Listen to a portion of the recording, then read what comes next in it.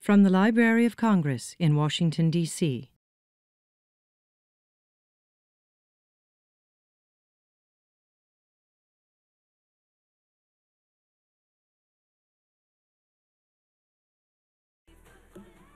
Good morning, everyone. Thank you for joining us for Inside Baseball, Baseball Collections as Data. This morning, we're going to hear a lot about a week of rapid prototyping, designing, collaboration, a little bit of scrambling, maybe a dash of magic as well. First, I'd like to introduce you to our Director of Digital Strategy at the Library of Congress, Kate Zward. Kate's going to share a little bit more about the work that's happening here at the library, and we are delighted to have her here with us. Thank you. Thank you so much, Megan. I'm thrilled to be here to open today's events. I'm Kate Zward, the Library of Congress's Director of Digital Strategy. And on behalf of the Library of Congress, LC Labs, the National Museum of African American History and Culture, and JSTOR, I'd like to welcome everybody to the Coolidge Auditorium. We're excited to be able to share with you today a week's worth of very focused work. As you all know, Dr. Hayden has brought a new vision to the library that we be more user-centered and focused on how we can reach more people and interact with them at a deeper level. And technology, I think, is a really great enabler of that kind of work. This event highlights how we can effectively partner with our users and create prototypes that will make us more effective and efficient. We will be publishing a digital strategy for the Library of Congress in September, which will describe our plans for reaching more users with technology and enabling further access to our materials. To accomplish that work, we're going to lean on labs and their ability to try new things and test our assumptions. One of the things I love about the culture of labs is that we do things in the open, so that while we're learning, we're helping others learn. So we've learned so much from JSTOR Labs here this week. We're thrilled that they're here with us. So that's a great segue into the past week and today. It's been a lively week of looking at collections in new ways, of engaging users inside and outside of our walls, and of flash building. It's been a week of shared learning and a week of demonstrating the power of computational access to collections. We love thinking about the different ways our collections can be understood, and the power of computation brings up a lot of more opportunities. Today is going to be a really thrilling day. We've got some wonderful speakers up ahead, and we're going to get to see some fantastic data sets and prototypes, which will be useful to baseball researchers and data analysis, and hopefully can form a model for other types of collections. It's always fun to show what could be quickly put together when great minds are together. We'll be hearing from LC Labs, from the National Museum of African American History and Culture, and JSTOR. And this afternoon, I'm excited to share that we'll have Clinton Yates, Rob Ruck, and Jordan Ellenberg in a panel discussion. Okay, as the unofficial umpire here, play ball.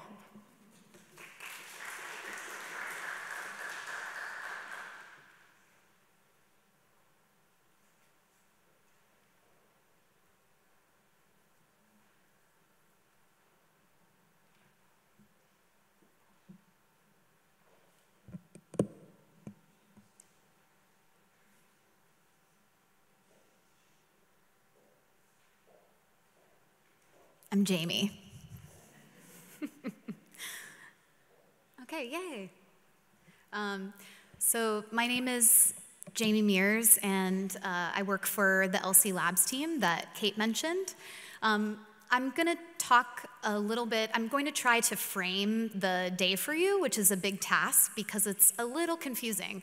For those of you who dropped in for the event today, the biggest point that I want you to know from the start is that we've been working since Monday around the clock to put together flash build products to help people research baseball and discover our collections. And it's kind of crazy that we did that. It's a very vulnerable exercise, and it's been really, really fun. It's required all of us to really trust each other. And so here we go. I'm going to try to help explain why we did this and why we're here. So Inside Baseball, this is a look at Inside Baseball. I wanted to kick this off with one of an item from one of the Library of Congress's baseball collections. It's a picture of an indoor baseball team in Chicago, 1897, I believe, and it's considered to be, they're considered to be the first softball team that ever existed. they seem more dapper than a lot of the other baseball pictures I've seen so far of people, maybe playing inside. I don't know, makes you age better.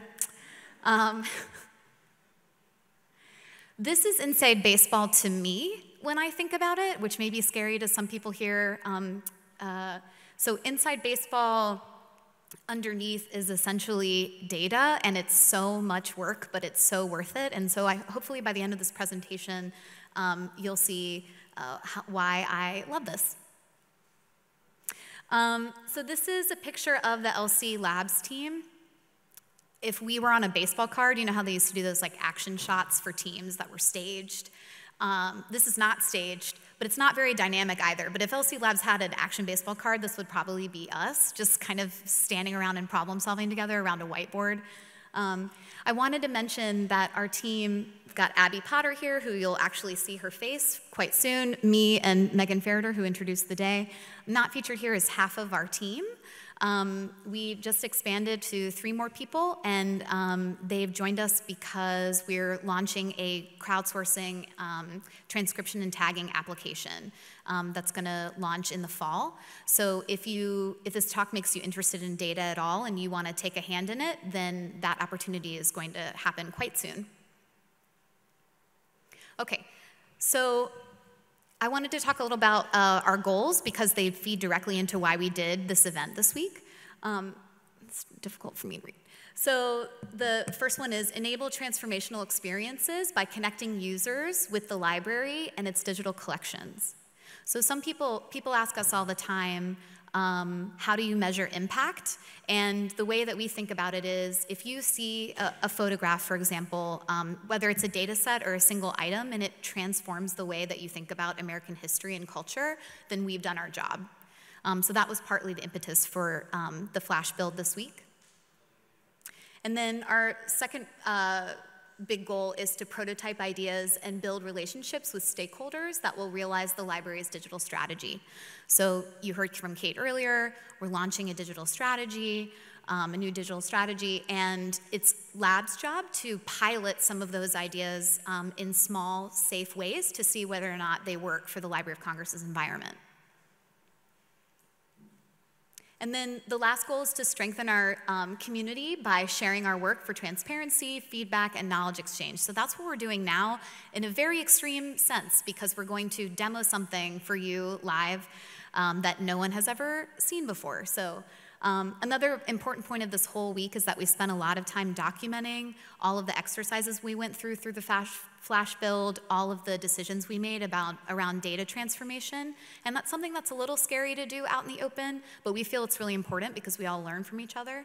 So hopefully by the end of the day, there'll be a link that we're going to share through social media, et cetera, pointing you to where all our documentation is so that you can take this back to your own cultural heritage institutions or anywhere you work to think about how you can incorporate user-centered design into what you do. Okay, and labs.lsc.gov is our home. If you want to follow us, you can sign up for our listserv. But essentially, this is the main place to find information about us. And the prototype that we're going to demo is going to live here in our experiments page. Okay, so LC Labs, who are we? Where did we come from? 2 years ago, a little over 2 years ago now, we were formed and we hosted an event called Collections as Data, and we've actually done that now 2 years running. And the point of Collections as Data, if any of you went, was an all-day symposium talking about what does it mean to use data in cultural heritage institutions, to get the public to use it, what types of possibilities are there for thinking about how to interact with collections online in different ways. And the first 2 years, the symposiums were very talky, just like I'm doing now. It was a lot of experts coming together to discuss these really important issues. But what we wanted to do this year was take a spin off of Collections as Data and actually just build something. So that's kind of the, I would say that in some ways this is an unofficial third year of Collections as Data, but we're taking all the lessons we learned and actually incorporating them into the way that we work. So what do I mean by Collections as Data? This is an example here of a tutorial of how to use our API if you were investigating our baseball collections, which we have many of. So one of the things that we know is that people are aware perhaps of what an API is. It's the underlayer of information that's underneath a website that you can make calls to. But there's some intimidation of what it means or how it could possibly be useful to someone who happens to stumble upon our lab site. So we've done a lot of work on our site on a page called LC for Robots of tutorials for you to learn how to perhaps investigate our collections through the data itself. And I encourage you to look at that if you get inspired by this event. This is another example of collections as data. This is an example of a product that was built by our Innovator in Residence. So this is a program that we started, and our current Innovator in Residence is the data artist, Jer Thorpe. And the idea behind the Innovator in Residence program is to try to inspire people to think about collections and how to explore them serendipitously in innovative ways. And underlying that is data. So this example is the Library of Color that Jer built. And what you're seeing right now is an example of a visual collection where he took information from every single record from prints and photographs and essentially compared this to took words that you could extrapolate to color and then visualize those colors into a rainbow. And this is a screenshot, but if you were to use this dropdown, for example, and look at our literature collection visualized in color, you'd essentially see blue and black, because it turns out that a lot of titles of books tend to represent darkness or the ocean or something like that. So you can actually, I think, intuitively work your way through the collections and start to extrapolate some theories around formats and titles.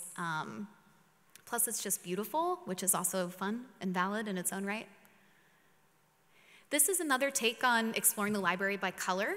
This is an experiment that exists on our experiments page that was made by Laura Rubel, who was a software development librarian residence with us at LC Labs.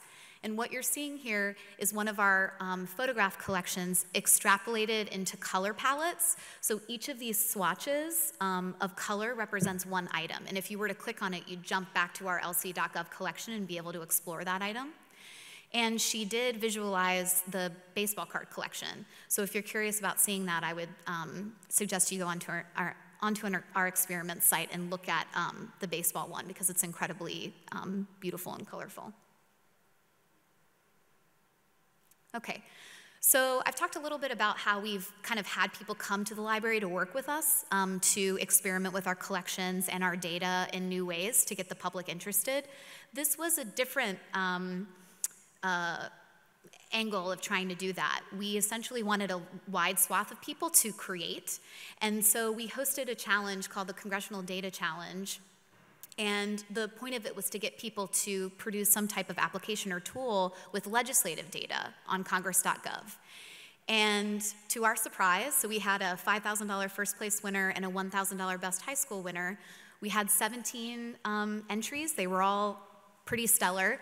And these two high schoolers, Alan Gomez-Tagle and Carter Nielsen, who are going to be here next week to get an award in person, won the first place prize.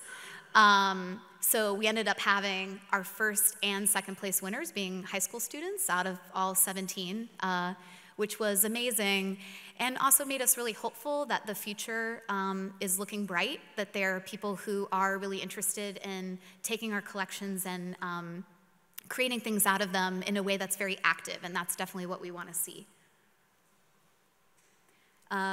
So you can look at all the other apps through challenge.gov. There's 12 that were submitted publicly. Carter and Allen's is up there, the US Treaties Explorer, but there's a bunch of other ones. So if you are interested in congressional data, I encourage you to take a look. Okay, so where we're going, what does this have to do with this week? So collections as data, essentially doing it instead of just talking about it. We were really inspired by the baseball Americana collection because baseball has a lot of stats, there's a lot of data. It's also a topic that has a very wide reach. And so we thought it would be a way to get enthusiasts and members of the general public thinking about what we're obsessed with, which is data. So JSTOR Labs approached us, wanted to play ball with us, wanted to do something, and we thought, oh, why don't we do something around baseball collections? That's something that we could definitely do together. So we essentially are being led by JSTOR through this effort this week. They are facilitating us through the first data jam that we did as a team, through the first flash build we did as a team. But we're also competing with each other because we're both going to demo our own tools that we've been working on separately. Let's just be real, that's what's happening. And so it's been really fantastic to learn from them. This is not their first rodeo. They've done this with a bunch of other cultural heritage institutions, and it's really been fantastic. Another partner or collaborator of ours this week is the National Museum of African American History and Culture. So although they haven't been with us kind of sweating it out over keyboards for the past 4 days, they've been working with us for the past several months to essentially combine some of their baseball digital collections with the Library of Congress's. So not to give too much away, but the demo that our LC Labs team worked on this week is going to let you kind of seamlessly view National Museum of African American History and Culture baseball items with Library of Congress items. So it's really, really special. And that is what you see here. So this is an exercise in love, because when you're talking about bringing data together, it's really a negotiation of what is valuable to you and your institution and how you show your collections. So this is, I think, one of the best resources that's going to come out of this event. This was the data jam that we did, and the whole purpose of this slide is essentially to say that there's a lot of people behind the scenes that worked on this. We had curators from our photographs and prints division, we had baseball researchers, and then of course our LC Labs team and JSTOR. It was a full house of people trying to figure out how to build things that would get researchers interested. Griff doesn't know I put this slide in. So another thing that was really wonderful about this is that the LC Labs team got to work hand in hand with Chris Adams, the software developer, and Griff from UX designer, and we got to build this tool together, which usually doesn't happen. We kind of work in silos and a project gets passed around, but it was awesome to see everyone's expertise play out in real time. So this is Griff drawing a very small preview of what you're going to see later, wireframe of our application that we built. So hopefully that set the stage a little bit. I really wanted to make sure that everybody here was aware of just how much work has gone into the week leading up to what you're about to see. And for LC Labs, if you're interested in any of the experiments that I shared with you, or you want more information about the Congressional Data Challenge or other challenges that might be coming up, you can email us at ndi@loc.gov, follow us on Twitter at LC Labs, follow us on our listserv, or go to our website at labs.loc.gov. Okay, so that's it for me. So now I'm going to pass it off to a collaborator that I just mentioned, the National Museum of African American History and Culture's museum specialists Courtney Belize and Emily Huff.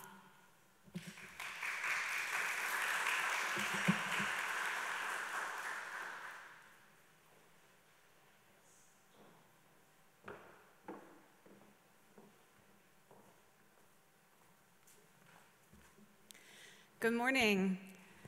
I'm Emily Huff, and this is Courtney Belize, and we're part of the digitization team at the Smithsonian National Museum of African American History and Culture. Our team catalogs the museum's objects, digitizes them, and helps make the collection information accessible and discoverable for both users inside the museum and outside the museum. And today we're going to talk to you a little bit about the objects that we featured in this data set for this project and how we cataloged them and walk through the data points together.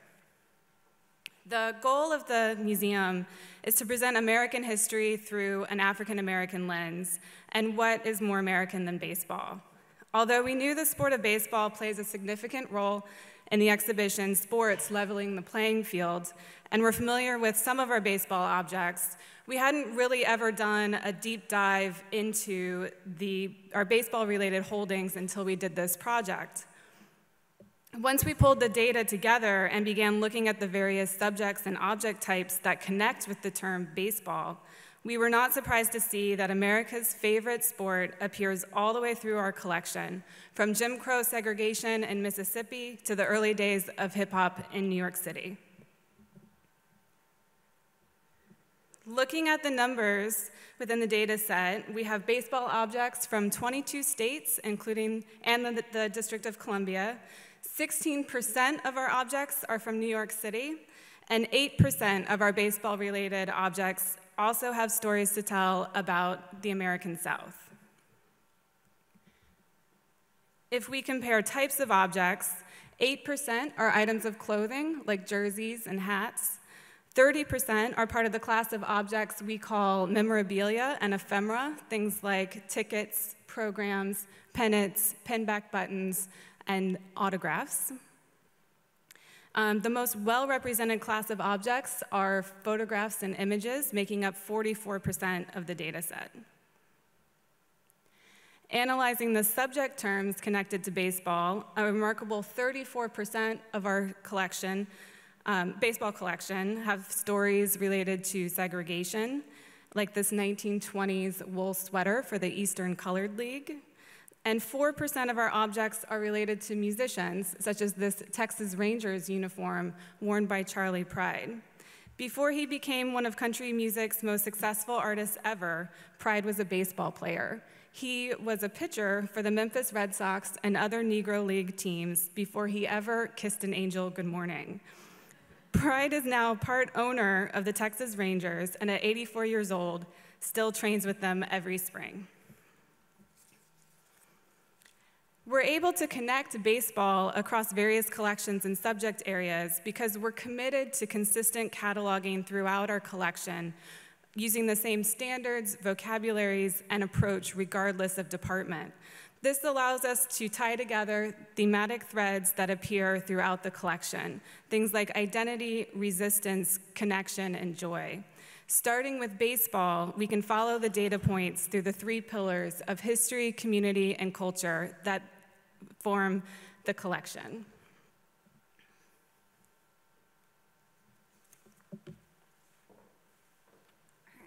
Good morning. So we're going to start with our history collections. And since it's All-Star Week, it's only appropriate to start with a collection object that harkens back to the beginning of the All-Star Games. This pennant from about 1933 celebrates the Negro League's East-West All-Star Game. The Negro Leagues, established in 1885, gave African-American ball players who, due to racism, were not accepted to play in other major and minor leagues a chance to play professionally. The East-West All-Star Game began in 1933, the same year that the MLB All-Star Game was established. The game was generated to start as a way for the owners to generate money, essentially. But the game became so much more. It was a way to help legitimize the Negro League teams and the African-American professional baseball players. The game was the preeminent sporting event for African Americans. Celebrities like Count Basie, Ella Fitzgerald, Joe Louis would attend, and Lena Horne even threw out the first pitch of the very first All-Star Game. And though these games were celebrated, they still stood as a stark reminder that professional baseball, like many aspects of American society, was segregated. When we look at the data points, the term segregation is used to convey this very important aspect of history. The term also links us to our next object, a poster about the integration of the Detroit Tigers. This is nicely, seamlessly done. In 1947, Jackie Robinson stepped onto the field to play for the Brooklyn Dodgers and desegregated Major League Baseball. Not all teams were quick to follow. In 1958, the Detroit Tigers were the second to last team to integrate when Ozzie Virgil Sr. joined the team. Virgil was born in the Dominican Republic and was the first person of African descent to join the Tigers, and was also the first Dominican to play in MLB. On June 6, 1958, Virgil went 5 for 5 in his debut with the Tigers, and despite occurring more than 10 years after Robinson's first game, the integration of the Tigers was still met with protests from staunch segregationists, including Detroit City Council member Billy Ragel. He was also a former shortstop for the Detroit Tigers. Ragel opposed Virgil's appointment to the team vehemently. And this poster here sends a clear message to Mr. Rogel about his policies and beliefs and gives us a glimpse into race relations in the city of Detroit in 1958. As you can see, several subjects have been attributed to this object, including segregation, civil rights, and race relations. Using the term race relations, we can move to our next related object type, a magazine from 1960 featuring notable African-American athletes. As professional sports became integrated, African-American athletes soon became household names. Though African-American athletes became mainstream, they were still viewed as other, as evidenced by this issue of Sport magazine from 1960. The title of the issue is Sport, Special Issue, The Negro in American Sport, and it still conveys this idea that African-American athletes needed to be looked at separately from their white counterparts. The term race relations was used for this object because Sports magazine was founded in 1946 and was one of the first national sports publications and serves as an example of how African-American athletes' achievements were covered by mass media. The magazine features notable athletes, including Wilt Chamberlain, Willie Mays, Althea Gibson, and Jackie Robinson. From a data perspective, all of these athletes become subjects of the collection object so that this object appears when any of the aforementioned names are searched. Let us look at the data point Jackie Robinson to move along to our next data set. Our next set of objects focus around NMHC's collection theme of community. Using the subject term Jackie Robinson, in a search of our internal databases, brings up a variety of objects, including a ring, magazines, and photographs. The collection objects span different aspects of Jackie Robinson's career, not only as a baseball player, but as a family man and an activist who impacted both baseball and African-American communities. For instance, let's take a look at this photograph from 1954 of Jackie Robinson and Harry Owens.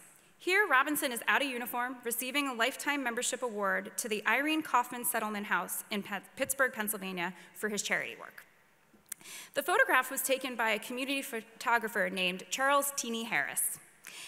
Harris had a connection to baseball, actually, because he helped found and was a player for the Crawford Colored Giants, who later became the Pittsburgh Crawfords. So there's another little baseball connection in there.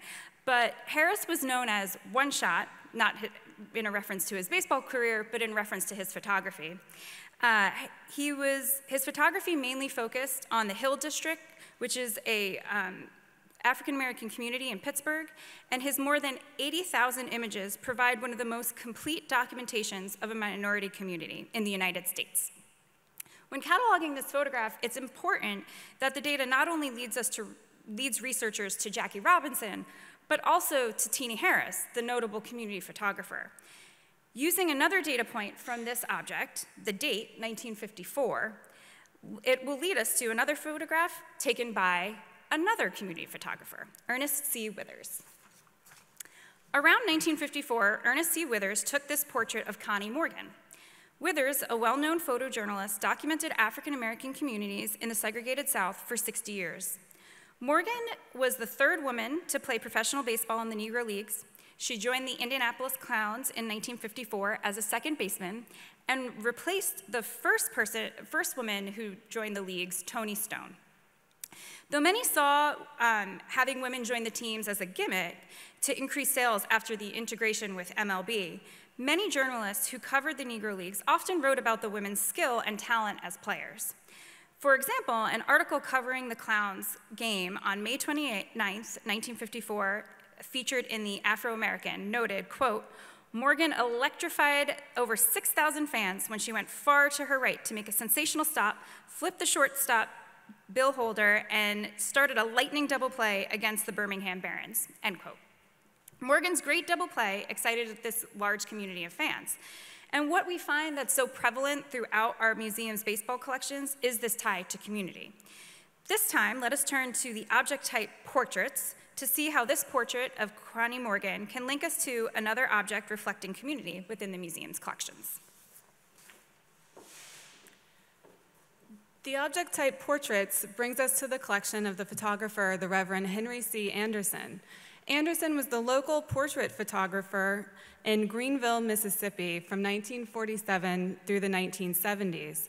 Nearly every member of the Black community of Greenville had their portrait taken by Reverend Anderson at one point or another. Anderson documented all aspects of Greenville family and community life during Jim Crow segregation, including new babies, birthdays, weddings, anniversaries, graduations, church groups, community clubs, and of course, the Little League teams, like this one here.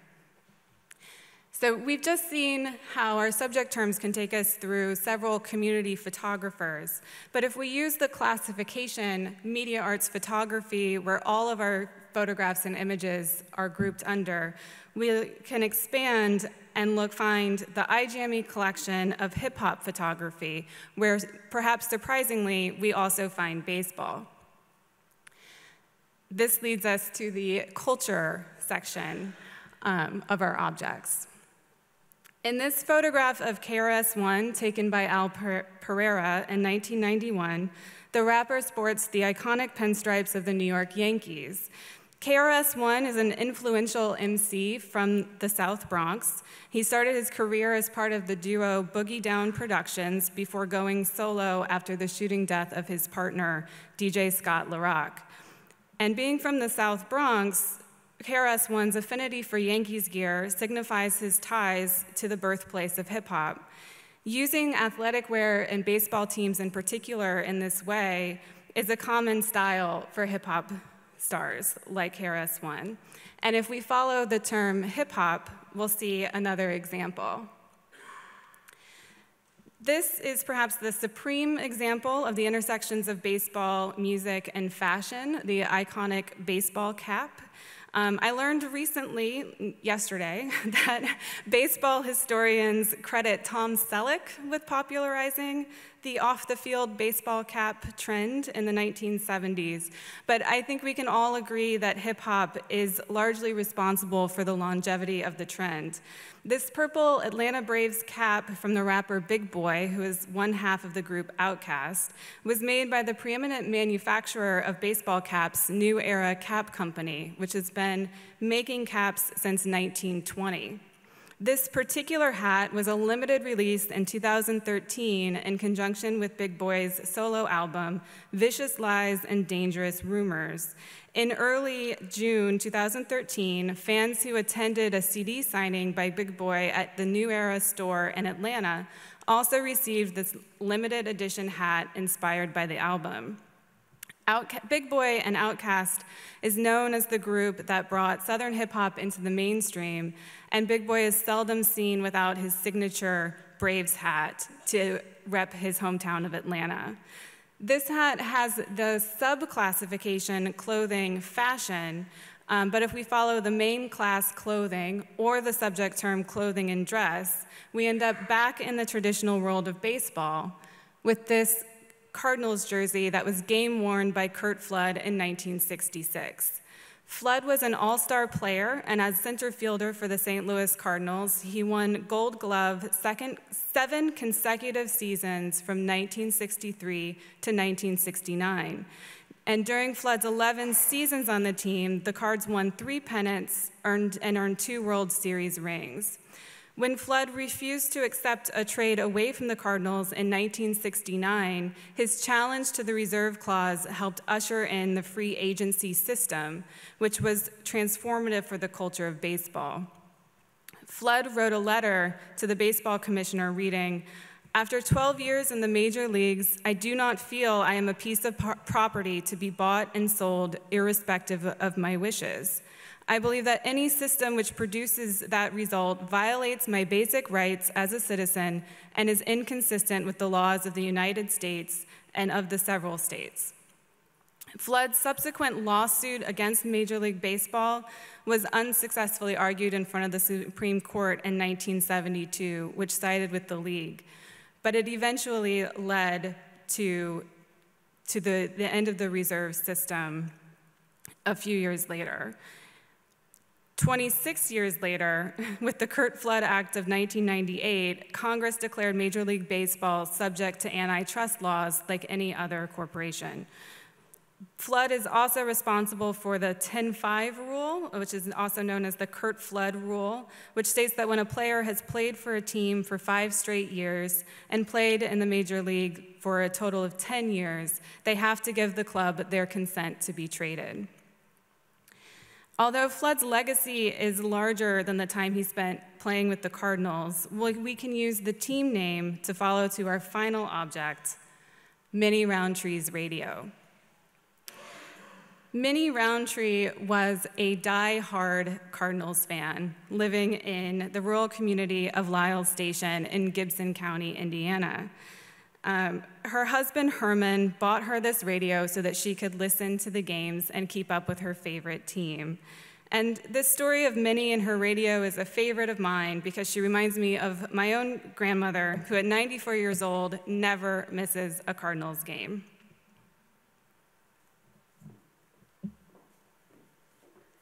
Well, thanks for taking the little journey through our collections, and it's just a small sample of the collections that we shared for the event with LOC.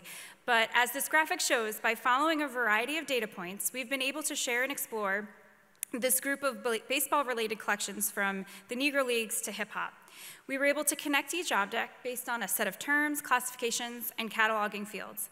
However, we could have utilized a totally different set of terms and data points to come up with a totally different set of objects. That's the exciting part about our collaboration with LOC and JSTOR and the Flash Build team, who've taken a deep dive into our data. What is important is that the data is consistent and clean, and so that way people can utilize it in ways that we can't even imagine. On behalf of Emily and myself, we would like to thank our NMHC digitization team, the catalogers who painstakingly make sure our records are accurate and consistent, the curators who review all of our records, Doug Remley, Laura Coyle, Elaine Nichols, and Damian Thomas, sports curator, for their support on this project, the team at Library of Congress, especially Julia Hickey, who cleaned the data and pulled together the crosswalk, and the team at JSTOR, and again, the Flash Build team who worked all this week and participated in this great event. Thank you for having us, and I hope you enjoy the rest of your day.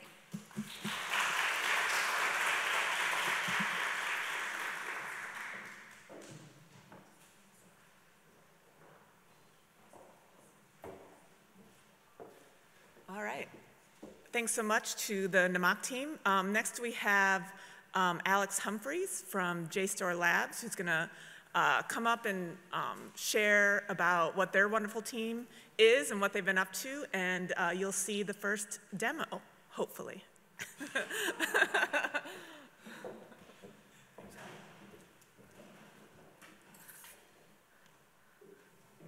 I don't get to see the presentation, or I do from a very strange vantage point. Hi, everybody. I'm Alex Humphries.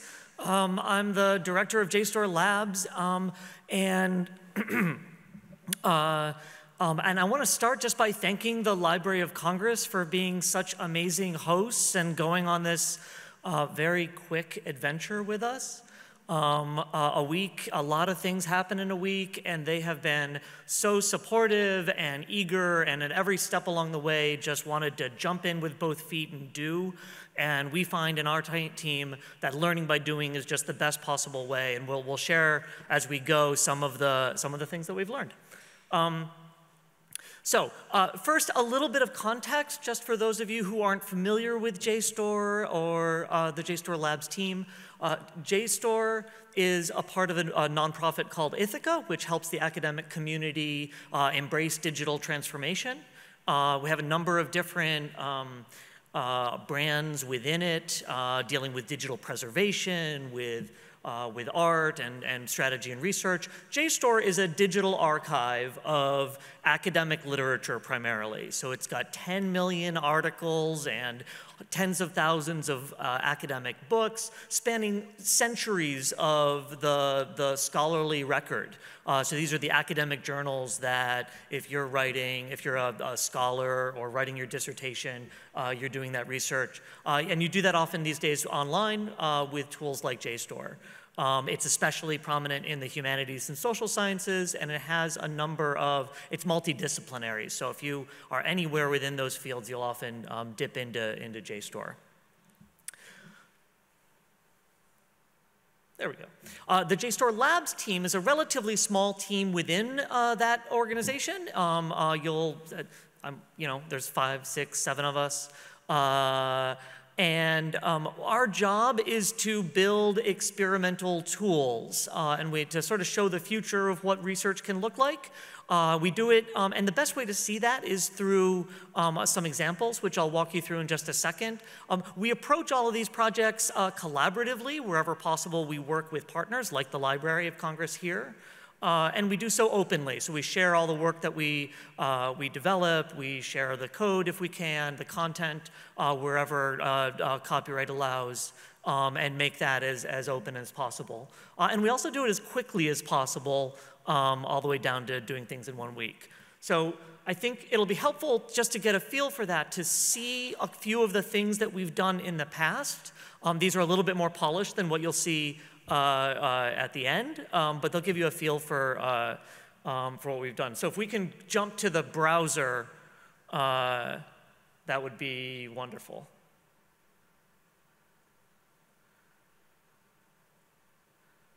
There we go. Okay, so the first project was, we did this just across the street at the Folger Shakespeare Library, developed it maybe about a couple years ago. This is understanding Shakespeare. So if you're studying Shakespeare, what this allows you to do, it has all of the plays of Shakespeare, and I'd go ahead and click on any one. It has all of the plays of Shakespeare and all of their texts. And what we were trying to do was find a new way for those people who were studying and writing about Shakespeare to research that work. So you'll see this is the text of Hamlet. The Folger library has these amazing digital editions of Shakespeare, which are openly available. When we approach these projects, they're not sort of transactional, they're very open and collaborative, and I describe them often as play dates. You have your toys and I have my toys, and let's go play in that sandbox. And their toys were these digital editions of Shakespeare. So if you see the play on the left, and that's from Folger, and in the middle there are all those numbers. If you click on one of those numbers, each one of those is the number of articles in JSTOR that quote that specific line. And we have that for every line of every play of Shakespeare. And then if you hover over any of those, any of the thumbnails, you can see how it quotes that article, quotes that particular line. And if you're a student, it can help you interpret it. If you're a scholar, you can see how that line has been interpreted through the ages. And if you've got a digital humanities bent, we have an API for this so that you can build visualizations on how Shakespeare has been studied and quoted through 2 centuries of academic literature. So this was we released a couple years ago. This is the kind of tool that we build. This has had a really great response. It's now being included in syllabi. Teachers often tell us that this is a really great way for students to first dive into academic literature, which can be really daunting and hard with keyword search, and it can be, they're used to Google and going to the library, and this is a very easy way to get into that. We're now, just to tease something, we're currently working on an expansion of this called Understanding Great Works, which we hope to go live later this summer, which will be this same functionality, but for more than Shakespeare. It will include the King James Bible, as well as a selection of British literature that we're working on with the Studies in English Literature Journal. So we're really excited about that, and if you're interested, follow JSTOR Labs, follow me on Twitter, and we'll let you know, or JSTOR. So that's one tool. We built the core of this functionality in a previous Labs week, and then we've spent a lot of time making it look prettier and be a little bit more perfect and adding the rest of the plays. So let's jump to another example of something that we've done, text analyzer. As I said, academic research can be daunting and challenging, and in various ways. And text analyzer we envisioned as a different way of doing research to overcome some of the hurdles. So text analyzer, for those of you who aren't familiar with it, academic research is often done through either citation mining, meaning you follow a bibliography one to the next, or by keyword search, like you would do in Google, but in an academic database or in something called Google Scholar. But those keywords and all of that can be challenging to a new student. And if you're doing the citation mining, you can get stuck in a particular, in a silo.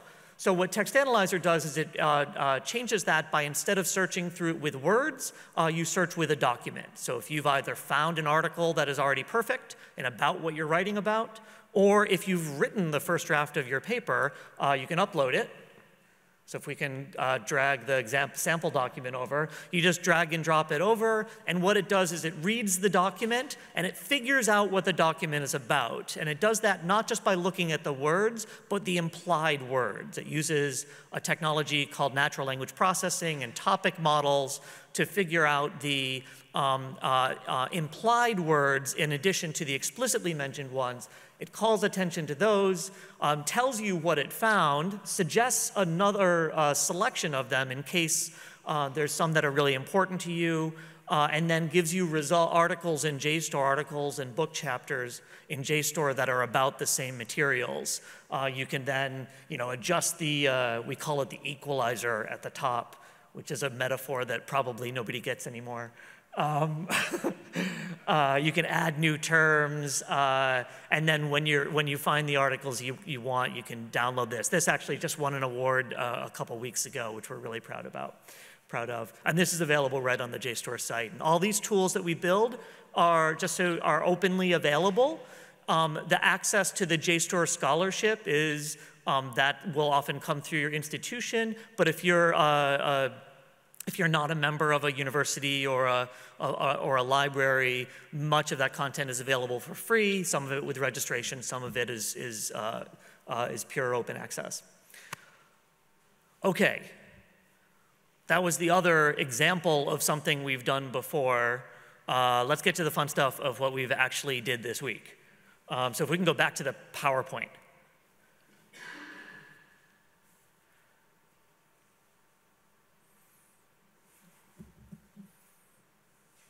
Great. We showed you that. We showed you that. All right. So first of all, we knew that we wanted to build a tool about baseball. And what I'll do is I'll walk you through the process, sort of the story of this project. It's the story that we've been leading the Library of Congress team through this week and sort of enjoying that process with them. I will say every time we do this, it's different. We're learning all the time and trying new experiments. This is the first time we've done a sort of the parallel play of two teams working evidently in competition. Here I thought it was like the All-Star game where it didn't matter, and it turns out it's like the All-Star game where it totally matters. But it's okay, we're good. We're up with that. We're up for the battle. So let me walk you through this process. This process, we talk about it, I should say, as something that happens all in 1 week. It's true. A lot of work goes on in that week, but you can't, I mean, you run a marathon all in one, for me, 5-hour period, but there's a lot of work to prepare for these weeks. So I don't want to minimize all of that preparatory work. That's really important and it helps us to run fast these weeks. So I'll walk through that process a little bit, and then we'll show you what we came out with at the other end. Okay. So I mentioned earlier when describing the Folger Understanding Shakespeare project that we treat these projects kind of like play dates, and we just decide what is the sandbox. When we talked to the Library of Congress team, they suggested organizing this around the Baseball Americana exhibit because baseball had so much interest generally. It was multidisciplinary. And there could be a lot of interest in multidisciplinary in a way that aligns well with JSTOR's collection. So focusing on baseball seemed really exciting, and I will say personally, I'm such a baseball nerd. I'm so happy that we could do this. There was no way we were not doing this as soon as that was suggested. This has been so much fun, especially to meet some of my favorite baseball writers through this process. So we knew we wanted to work with baseball, but what exactly were we going to do with baseball? We wanted a little bit more definition. And because the Library of Congress team had their content and JSTOR had our content, and they're not exactly the same, they're quite different. And then when you bring in the Smithsonian, the National Museum of African American History and Culture, their content, we were really interested in finding ways to bring all of that content together to tell a story and really make it sing. And so we were interested in trying to do that using linked open data, which I won't get into the technology of because I'd probably mess that up. But linked open data is also called the smart web. It's more than just links, but it knows about the information. And we've been working through that with Wikidata, a part of the Wikimedia, to enable that. So I'll show you a little bit about what comes from that. So the idea here was multiple corpora, multiple collections of content, and using linked open data to connect them. And that's what we wanted to find a way to do. I'll tell you a little bit about the content in JSTOR and how we went about collecting that data. We'll probably publish some blogs or something that get into this in more detail. But just so you have the context for that, we started with by selecting a set of content in JSTOR that is about baseball. We did that using a topic model similar to what powers text analyzer that you saw. So it looked at all of the words within every article to find out the likelihood that an article is about baseball, even if the word is not used.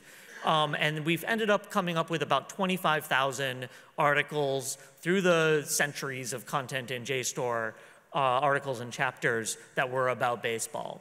We then used some, again, natural language processing to pull out the people and places and organizations from those articles, so that we could connect it into the other collections.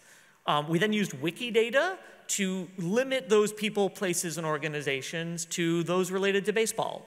Not all of the people in every article was a baseball person, and we wanted to keep it focused on really do a deep dive on baseball. And that allowed us to create what's called a knowledge graph. And then we were able to plug into that knowledge graph the material from Library of Congress and Smithsonian, and also some material, some additional data that's in Wikidata. And that's as geeky as we'll get, at least that kind of geeky. There's so many kinds of geeky that we embrace. But so that's the preparation on the technology side, but that's not all that we do in preparation for these weeks. If we're building a tool for baseball researchers, people studying baseball, we have some theories about what might be helpful. We know how people research generally, but we don't know the exact issues facing baseball researchers. And so we solved that problem by talking to them. We did, I think, 7 interviews with baseball researchers of all sorts. I talked to my favorite sports journalist in the world. We talked to Joe Posnanski, he's awesome. We talked to historians of baseball, cultural studies people. We talked to students and scholars, and in doing that, we tried to understand what are their challenges, what are the things that they have to overcome that's specific to baseball. We had to understand their goals and their practices so that we could help them achieve their goals a little faster or overcome one of the hurdles. And so some examples, and this, I should say, this Joe Perlman is not a real person. This is the embodiment of those 7. We sort of chewed them up, wrapped them up, and put them into one personification. And it's Joe, who's a fine guy.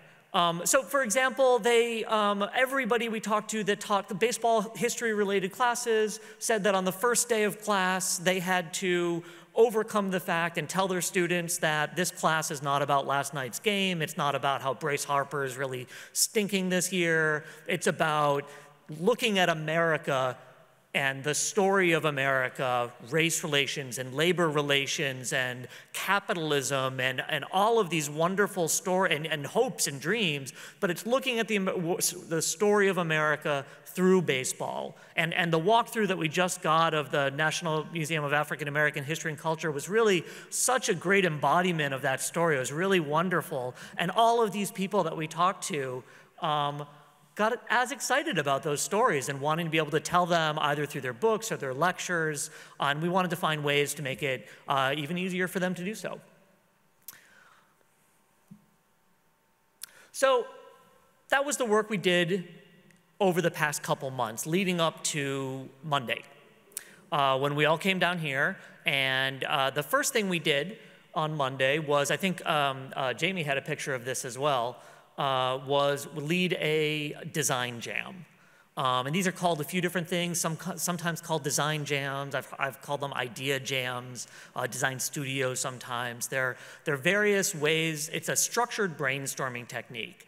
There's a few different steps that you go through. And the first one is the one you see here on these Post-it notes that Jessica, who's awesome, and in the back, is ably leading.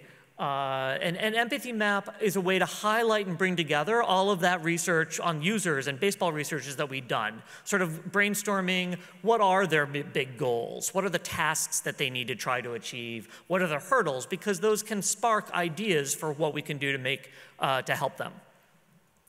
From there, this design jam was a couple hours. It was a quick brainstorming session.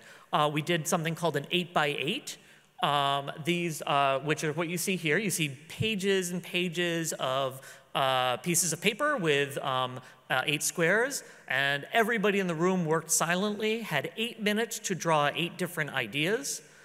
They then presented their ideas to the entire room, and we did it again, sharing those ideas. And it's a really wonderful way to very quickly come up with lots of ideas, and these were all based on and responding to the empathy map. They build on it, helping each one would help a user achieve their goals or overcome a hurdle. And some of the ideas aren't fully formed.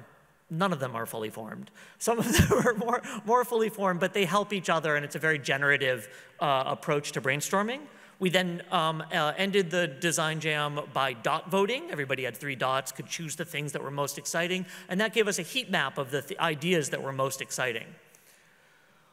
From there, so we ended that with 5 or 6 general ideas that we were excited to explore, but we needed to have a way to choose between those. And one of the hallmarks and one of the important parts of these labs weeks is it's focused effort, but it's iterative effort even within the week. It's not just 1 week of work. We've had baseball researchers coming in 2 pretty much every day this week, and at each step we'd be showing baseball researchers our works in progress, where we are so far, and using their feedback to help us make decisions.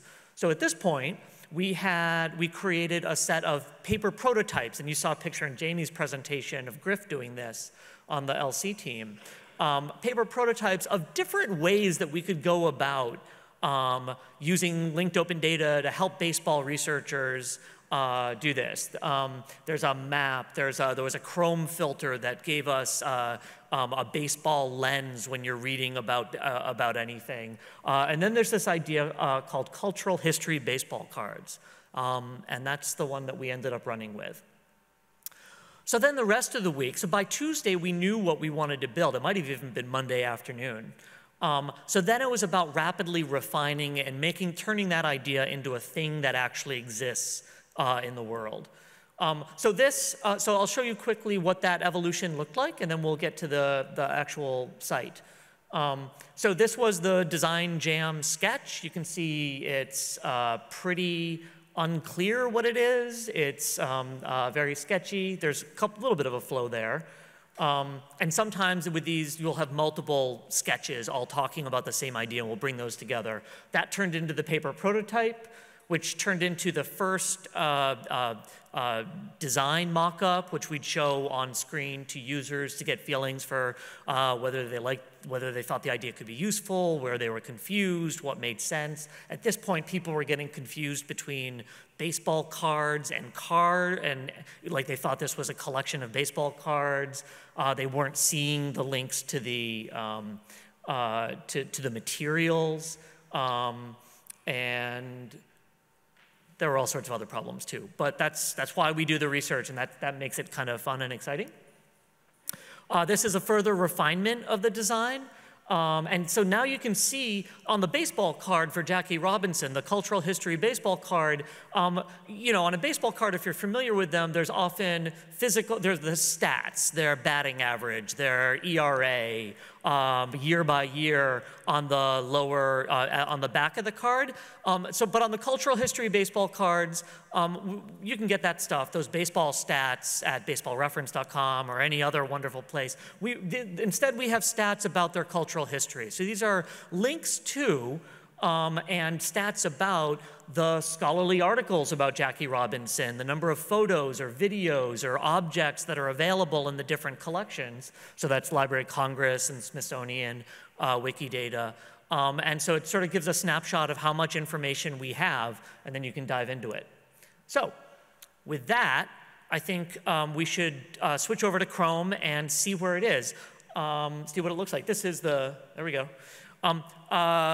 Quick, caveat, this is a week of work. So what you're going to see is definitely a work in progress. There'll be parts that look great. There'll be some parts that are a little bit buggy still. And you get to do that when it's only a week. We're trying to focus enough to give an idea of what this actually is. So what we have is the cultural history baseball cards brought to you by the JSTOR Labs team. And the idea is that you can pick a player or historical figure, see their cultural history card, and then browse through the primary and secondary resources about them. These are organized right now by the number of articles in JSTOR about each of these. And what's fun about this, and if you even show the next 25 or whatever, first of all, it's not just players. You have Branch Rickey, you have Bill James, you have Marvin Miller, this is not just the players of baseball, this is the history of baseball sort of told here, which is really exciting. We envision, before we go live, that we'll have more than just the number of articles on this homepage. It'll include the number of videos and images that we have as well. Then when you click through to an individual file, who do we have? Hammer and Hank. We have their baseball card. That has the data of the number of articles and images and videos if we have them, physical objects. We're sort of still working on the classifications and how we map those to the libraries and Smithsonian's classifications. So those are at the top.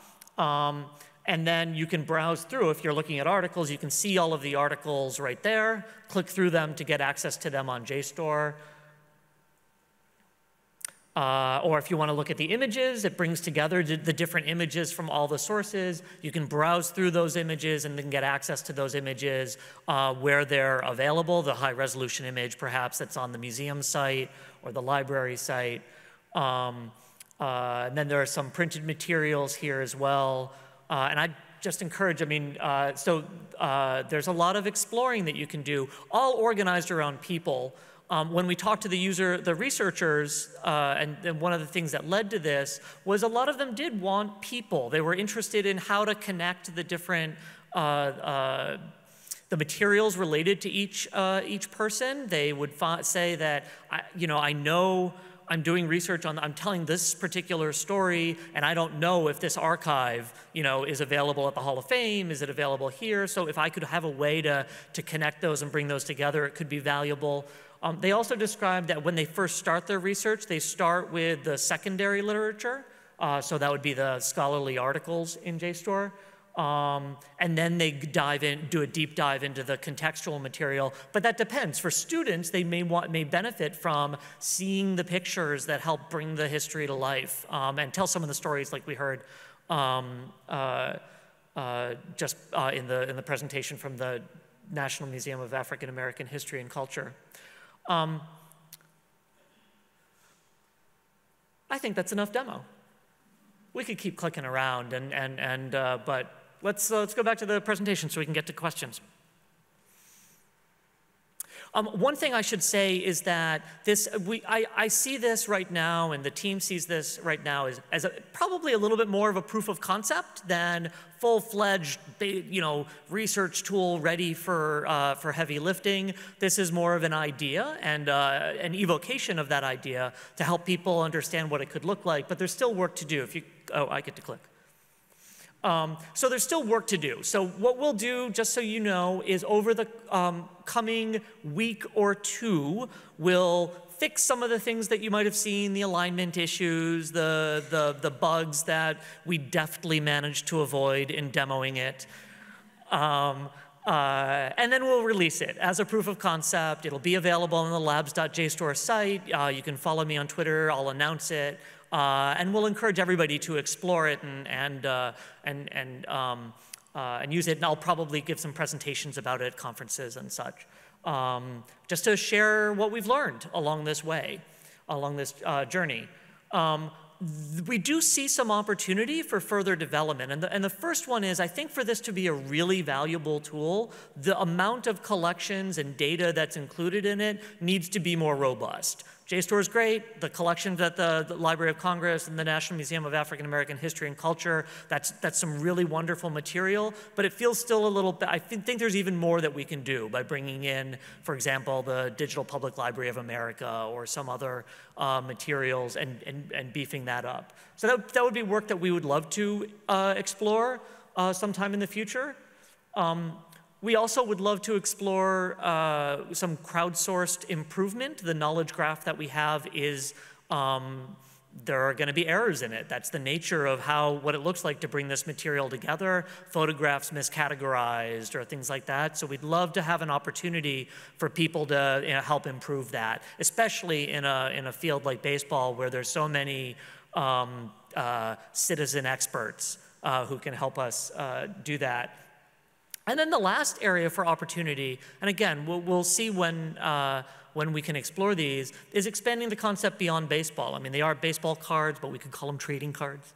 But the idea of using people as an exploratory tool to multiple collections is really exciting. This is sort of a front end to some of the work that's working in linked open data and Wikidata. And you could imagine this same kind of exploratory tool for personages of the Civil War or famous writers or anything like that. And so we'd be interested in exploring any of those.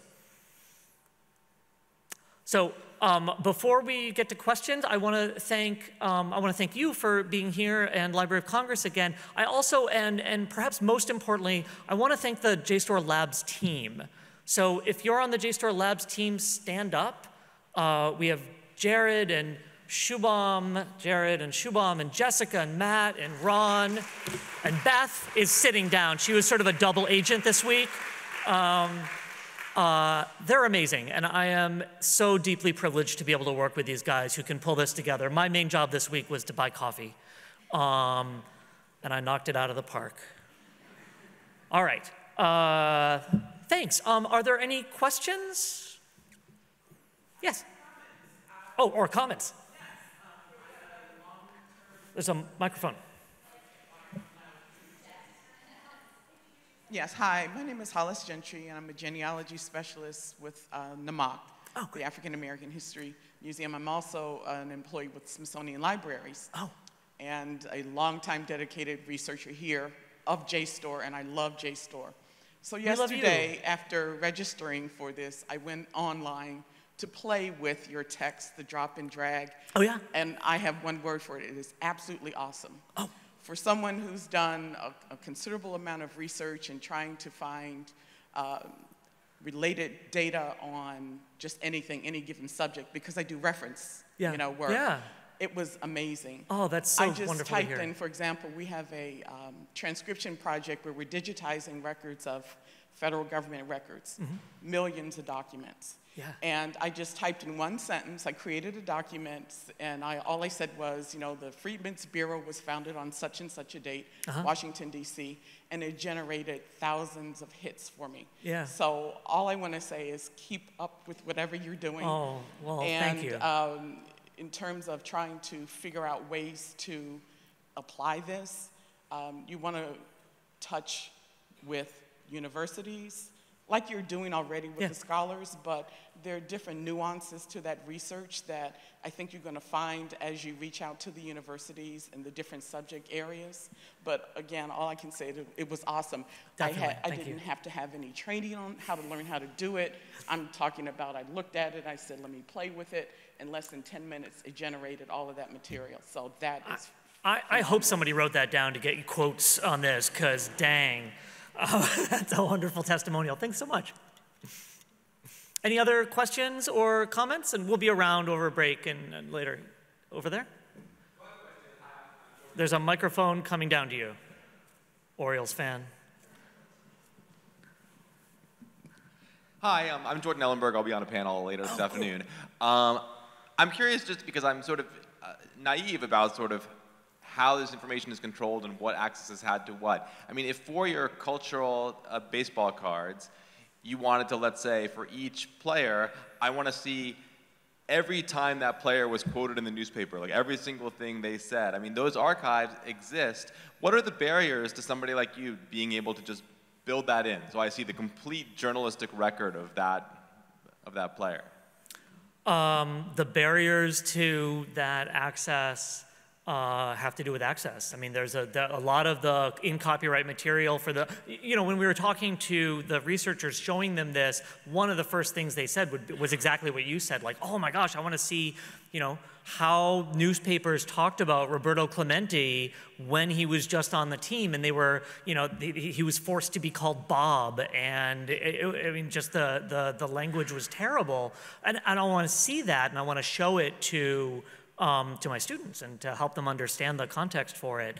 The biggest challenge to that has to do with access and copyright, which are reasonable things. The way to overcome that is through partnerships with people who have, people like maybe ProQuest or others who have the aggregations of newspapers, and then we can create pathways through there. It's a bigger challenge to do that than with the open material that we have with the Library of Congress. So we often, when we're doing these weeks, focus on the open material because it's easy to experiment really rapidly and not worry so much about that. And then once we prove the value of this is a really nifty way of doing research, then approaching those copyright holders or people who have access to those databases. Does that answer your question? Yeah, awesome, thank you. Any other questions?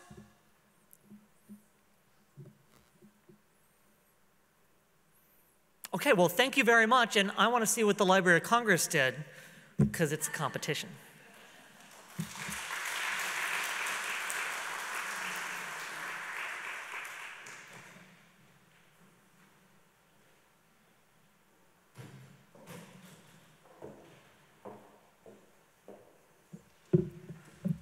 Hello.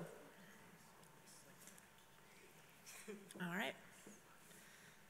So I have a lot of, we're going to start with the starting lineup. So this is our team here on your left. Every team strength is in its lineup, and this is ours. We have Megan Ferreter, who did a lot of the planning for the overall event and did a lot of coordination on our team. Jamie Mears, who you met earlier, who was also very important. Myself, Abby Potter. We're all part of the Library of Congress Labs team. We worked with folks from the Office of the Chief Information Officer, Chris Adams and Griff Friedman, and visiting archivist Julia Hickey, who we'll hear more from in a minute about what she actually did with our baseball data. And we had a lot of great help from our summer class of interns, who are also around here. You'll see them, Eileen Jakeway, Yasira Sweetas, Aaron DeLotte, and Courtney Johnson. We were also coached by the JSTOR Labs, Beth Duffert, and she helped us really clearly define our goals and move us along over the week. So this was a great team. And we started there, but actually we started before then, during our warm-up, which is our data prep, and I'm going to let Julia talk about that. Thanks, Abby. Good morning, everyone. First, I just want to say my thanks to everyone I've gotten to collaborate on this project. Again, I don't work with LC directly. I'm employed by another federal agency, and so this has been an incredible project for me to work on. And if you ever get the opportunity to work with LC Labs, it's amazing, so please take that in consideration. So what this slightly less scary diagram here, or chart, is than what Jamie showed before, is what I've come to call the metadata crosswalk. And so this is, in other terms, a metadata map. And you'll see in the first column to your farthest side over here, this is the authoritative reference for the map. So this is the MARC data and that the library has related to their digital collections from general topic of baseball. And to the next column over, you'll find the JSON export. So this is actually, as I think Jamie mentioned through the tutorial, you can learn how to do a JSON API call and acquire LC digital metadata.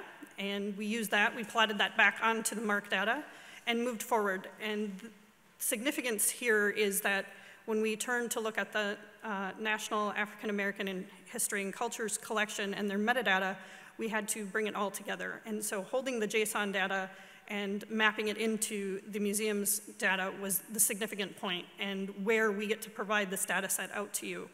And one of the unifying factors was the next column over from there, and this is the Dublin core. It's a very common, simplistic metadata schema, and this united the data in common field names, such as what you see in the final column and what will be presented in the final data set.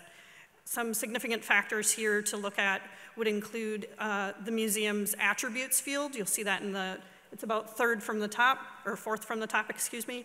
And you can follow that through, and you'll see that's mapped in a number of different fields. And so this is just some of the intellectual work you have to go through when looking at metadata to explore where it needs to go into the right fields for proper use, for proper querying, and certainly for unification. And bringing two different unique cultural heritage institutions together, there's difficulties, but it's also kind of exciting challenges to see that LC's collection can very easily talk through and form this incredible dialogue related to baseball and all of the subject matter you saw the museum present and what you get to explore in our visualization as well. So with that, I'll turn it back over to Abby. Thank you. Thanks, Julia. It seems less scary when you say it like that. Okay, so we started off the week visiting our the Baseball Americana exhibit, and we did that to get us loose and ready to play. We were, the docents led us through, and they told us what the main themes of the exhibit are, which are creating and building community and paralleling American history. So this, when we were sort of walking through the exhibit, it led us to ask sort of questions about what we could do during this week. We wanted to know what else our visitors might want to see besides this exhibit, as an extension of this exhibit. We wanted to know what other stories our collections could tell, and what different possibilities of presentation we could use, because there's only so much we can see in the exhibit. So in order to generate sort of the ideas, Alex really did a nice overview of what this design session was all about. We had some really interesting ideas come out of them that I think we'd like to pursue later, including sort of different phone apps and Snapchat filters and, you know, just sort of fun things that we think could bring our collections closer to the people who want to use them. And this led us really to think about audiences. So we saw all the work that JSTOR did interviewing the potential users of our tools, and we saw how careful they did those interviews and got really useful feedback that, and you know, that created the persona. And when we were watching that work, we thought, well, I think with our collections, with our exhibit, with our focus, we have sort of a different user in mind who's more of a lifelong learner or a teacher who's trying to teach people about community or history and just baseball fans in general. So those are the users that we have in mind. Following JSTOR's lead, we sort of jumped right into user interviews, and we quickly created these mock-ups of how we could display our collections. One in a timeline, we used Timeline.js, and one on a map, we used ArcGIS. And these are just tools that were sort of quickly available to us that we wanted to you know, try out, see what would work, and what people would respond to. And we did get some useful feedback on the concept of displaying things in a timeline or or map, but we thought that maybe we should sort of go back and sort of kind of mirror what JSTOR should have done and start with a wireframe and get sort of more information about, besides, you know, because there's a lot of, when you're working with a tool that exists, there's limitations there, and what we learned is we should have started from square one and not sort of skip steps. So we use this for the remaining of our user interviews, and we got a lot of useful feedback on this drawing. We heard that something like this could be used in a classroom, especially the timeline aspect when teaching teaching a subject chronologically. We heard that adding data sets to our baseball collections data, like a census data or income data, would help tell the story of how use baseball to tell the stories like the Great Migration or other sort of big historical movements that sort of take up the whole country. We also learned that it would be meaningful to sort of plainly show what the gaps in our collections are, what we don't have, and sort of is there a way that we can see that clearly. And we also learned that there's users that have a lot of knowledge about what we at our institutions have, but knowledge that we don't have about our collections, so they're interested in contributing to and adding their knowledge to the things that we do.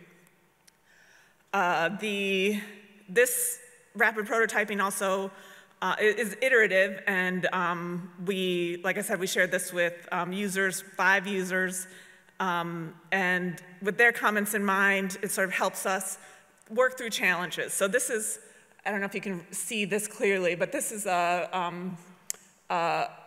our subjects that we were dealing with. So we had 19 columns of subjects when we brought all of our collections together.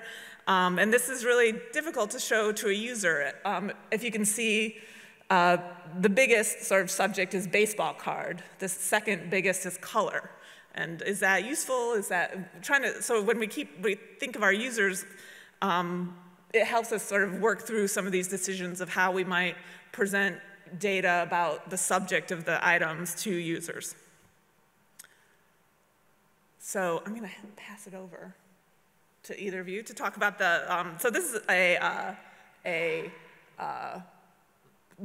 next prototype, sort of after the paper prototype. This is what Chris made. Do you want to talk through some? This is just. So basically, we had several stages here. The first was getting all of Julia's hard work pulled out of the CSV files, which are one of our data sets, and then geocoding them so we could put them on a map. So that was the early part of the project. We didn't have a whole lot to show because it was basically, here's some data, here's a different file that contains the same data in a different shape. And then we started actually being able to do stuff like put things on a map. So this slide shows, I think this was Wednesday, Tuesday was data wrangling. Yeah. Wednesday we got this, and then can we go to the next slide? Oh yeah, so this is a good thing. So we actually had 3 deliverables. So we had the raw data set for people who are comfortable working with CSV files directly. We then pulled it into a new experimental tool called the Dataset, which is basically just a SQLite database with a web interface, which is kind of nice because we can take that data, you can write any query you want, you can just browse through and see what it is. So for people who want to be able to really do advanced filtering or that, but don't want to write their own code to do it, this is a nice little intermediate step where you can go into a web browser, you can look on things, you can tweak it a little bit, you hit some basic plots, and pull out the data. And then the last slide here is basically getting into the tool we built, which was intended to be sort of the general overview to the collection. So I guess if we wanted to, we could go to the Chrome browser at this point and actually show the live version here. But basically the idea here is this gives you a way to view all of the items in the data set on a map, having the ability to do search, so you can click on any one of those pins and you can see the items that are in that location. You can click on an item and pull up the information about that and just scroll down, it'll pass the picture and it'll show the metadata, the description. There, one of the goals that we didn't fit into the sprint week was actually linking all those things so that when you see something tagged with a particular subject, you could then see everything else in the collection with that subject. And then the last thing here, you can just close this, click anywhere on the map because we want to reset the selection to the whole list, and then you can drag that timeline slider up at the top. Either of the ends can be adjusted, and you can just drag that over and it adjusts the whole thing, and you can drag the slider itself. So if you wanted to, you could pick like a 5-year period and then just scrub that forward or backward and see how the data set changes over time. That'll also work nicely if you mention the if you put anything in the text field. So if you're interested in a certain team or league or place that's mentioned in there, you can filter all of these together. And so we were thinking, this is the this is the basic overview of the data. Somebody who's getting here first, they can get an idea of what's in here. They can follow specific items back to the source institution, or up in the toolbar there, we also have the links right now to the data set, and at some point there will actually be the link to the explanatory document that says, here's how you download this, here's what you can do with it, here's the rights, the known limitations. And I really think this was a nice way to just illustrate how quickly we can give somebody an overview for what's in the data so that they can confirm that it even answers the question they have in the first place, and maybe inspire some questions about why we have so many pins in a relatively obscure place on the map, or whether there might have been some confusion in what you were searching for matches somebody you hadn't heard of. It really is a good way just to narrow that down interactively before you've invested any time loading it into your favorite data analysis tools. Yeah, sure. So one other thing we wanted to focus on was the idea of bringing in even more data. So we're already aggregating data from our collection here at the library and the National Museum of African American History and Cultures collection. So over on the right side, you'll see a mix of items there. And that helps contextualize these items. You can look at them in location and time and really understand them. But as a researcher, there may be other information that you want to overlay on top that helps you understand those even more. So up on the top right of the map, there's a control there where you can actually turn on and off other layers. And we've got 2 example layers. The first one shows stadiums, so if you could check that one on. That layer is actually from data we found online. So someone publicly made available GeoJSON data that shows all of the current stadiums in the US. So it was very easy to take that and overlay it on the map. So that was demonstrating you might find a data set in a standard format and bring it in yourself, and now you can make more sense of the data. The other thing we did is we wanted to see how hard it would be for us to make our own data set. So thanks to hard work on the team, if you turn on the second one, we built a data set that has team locations. So this can sort of aggregate with that other data. It gives you a sense of where teams are today and where they were. And you can start to look at how the items correspond with those team locations. So this is just a sort of hint of what you could overlay on here. It uses a standard format, so the idea is you could bring in your own data very easily and add it to our collection and our data. Great. Whoops. All right, we can go back to the presentation. I think we're just about, yeah. So that link, that short link there, that is where the current tool is now. We're also going to be linking that with on our experiments page on Labs. So, and we'll continue to work on it.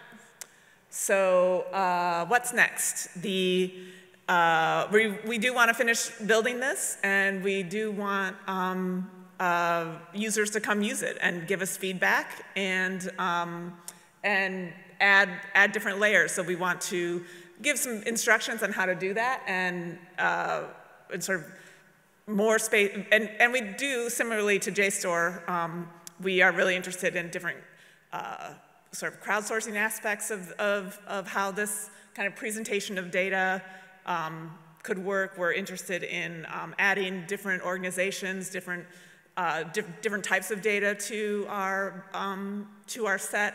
And continuing to sort of learn more. One of the big sort of goals of this week was just to sort of have this week. So we're done now, so that was a complete success.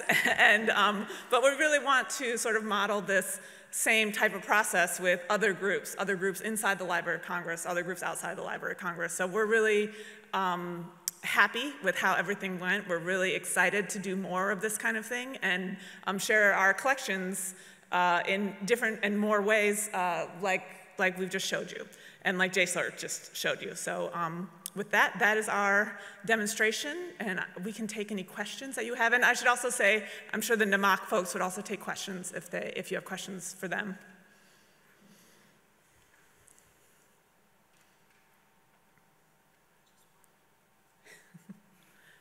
We have a question, 2 questions.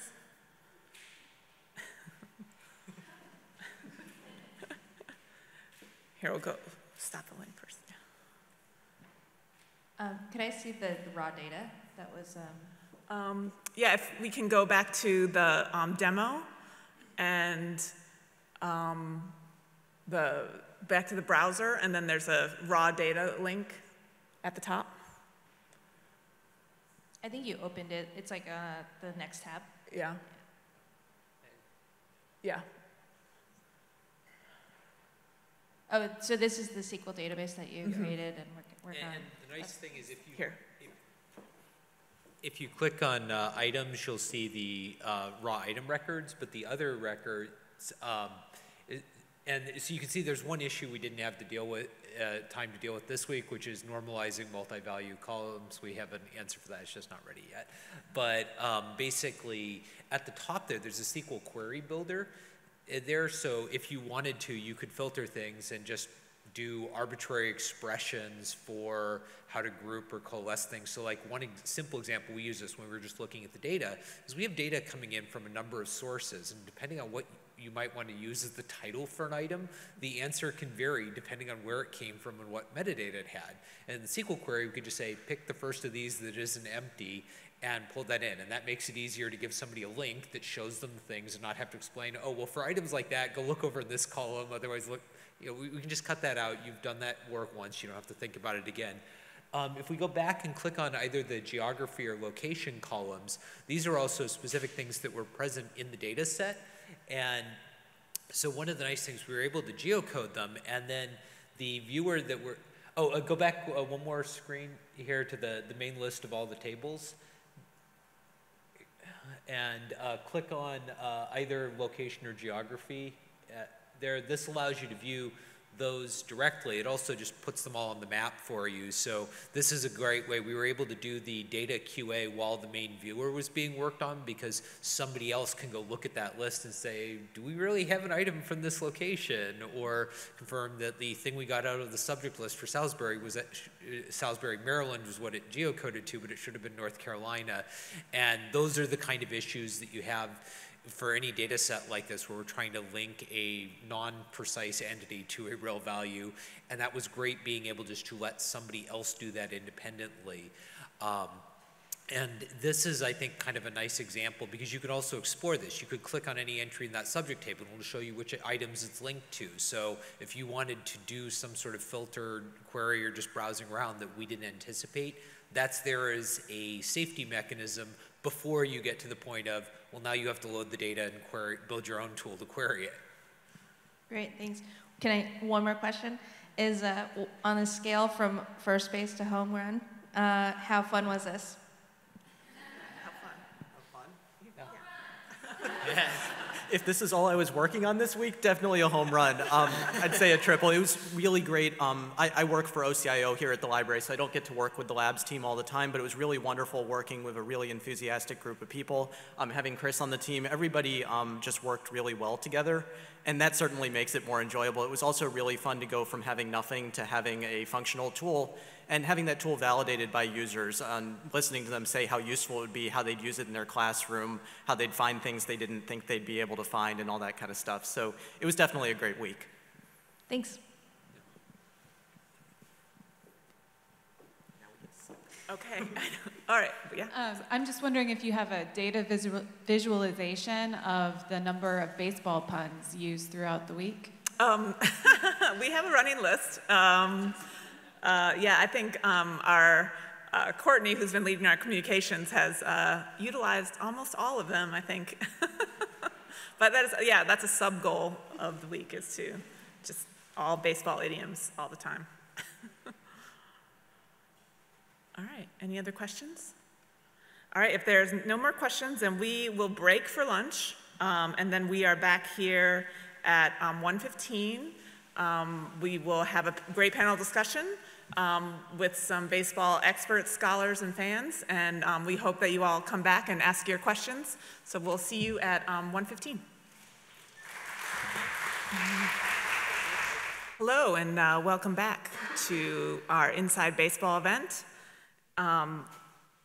For this afternoon, we'll have a great panel discussion moderated by our very own Megan Ferreter, who is a Senior Innovation Specialist here with the Library of Congress Labs. She's also a sports scholar, and we'll be using that knowledge to grill our guests, not grill them, but have a conversation about baseball and how it has influenced and reflected our history and culture. I'm going to announce the panelists, and they're all going to come out here. But I want to let you know that this is being live streamed, and the video will be archived at the Library of Congress, so you will be able to watch this again and again and again if you want.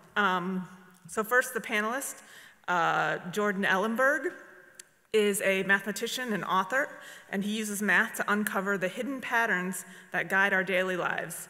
He's a professor at the University of Wisconsin-Madison, and his book, How Not to Be Wrong, The Power of Mathematical Thinking, is a New York Times bestseller and one of Bill Gates' 10 favorite books. We also have Clinton Yates. He is a radio host, commentator, and columnist for ESPN's The Undefeated, and a Washington Post alumnus. A DC native, Yates's work examines the intersections between pop culture, politics, race, and athletics in contemporary American life. And then finally, we have Rob Ruck. He is a sports historian and professor at the University of Pittsburgh, whose research traces the dynamics of race in Major League Baseball. He's recognized as an authority in the history of the Negro Leagues and Latinos in baseball. Ruck's recent publications include the 2011 book Raceball. So we'll get started with our panel, first by welcoming them out.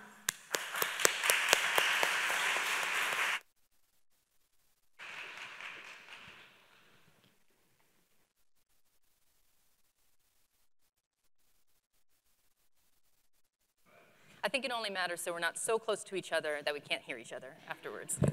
Well, thanks so much, everyone, for being here. Thanks for those of you who've tuned back into the live stream, or if you were here earlier. JSTOR Labs team, I already have some feedback on things that would be extremely helpful for sports journalists and performing research using cultural history baseball cards. And if you're just turning into the live stream again, you may have missed this morning. We had some sessions where we were describing a week-long process of exploring collections from the Library of Congress, the National Museum of African American History and Culture, and articles in JSTOR and the JSTOR databases, which gave us some starting points of conversation. But the whole reason that we wanted to do this and connect with you all is that we have a Baseball Americana exhibit here at the library. It opened only about 2 weeks ago. We're hearing a lot of really interesting things, and we started our week with a tour of that. We're going to end our week with another tour of that space.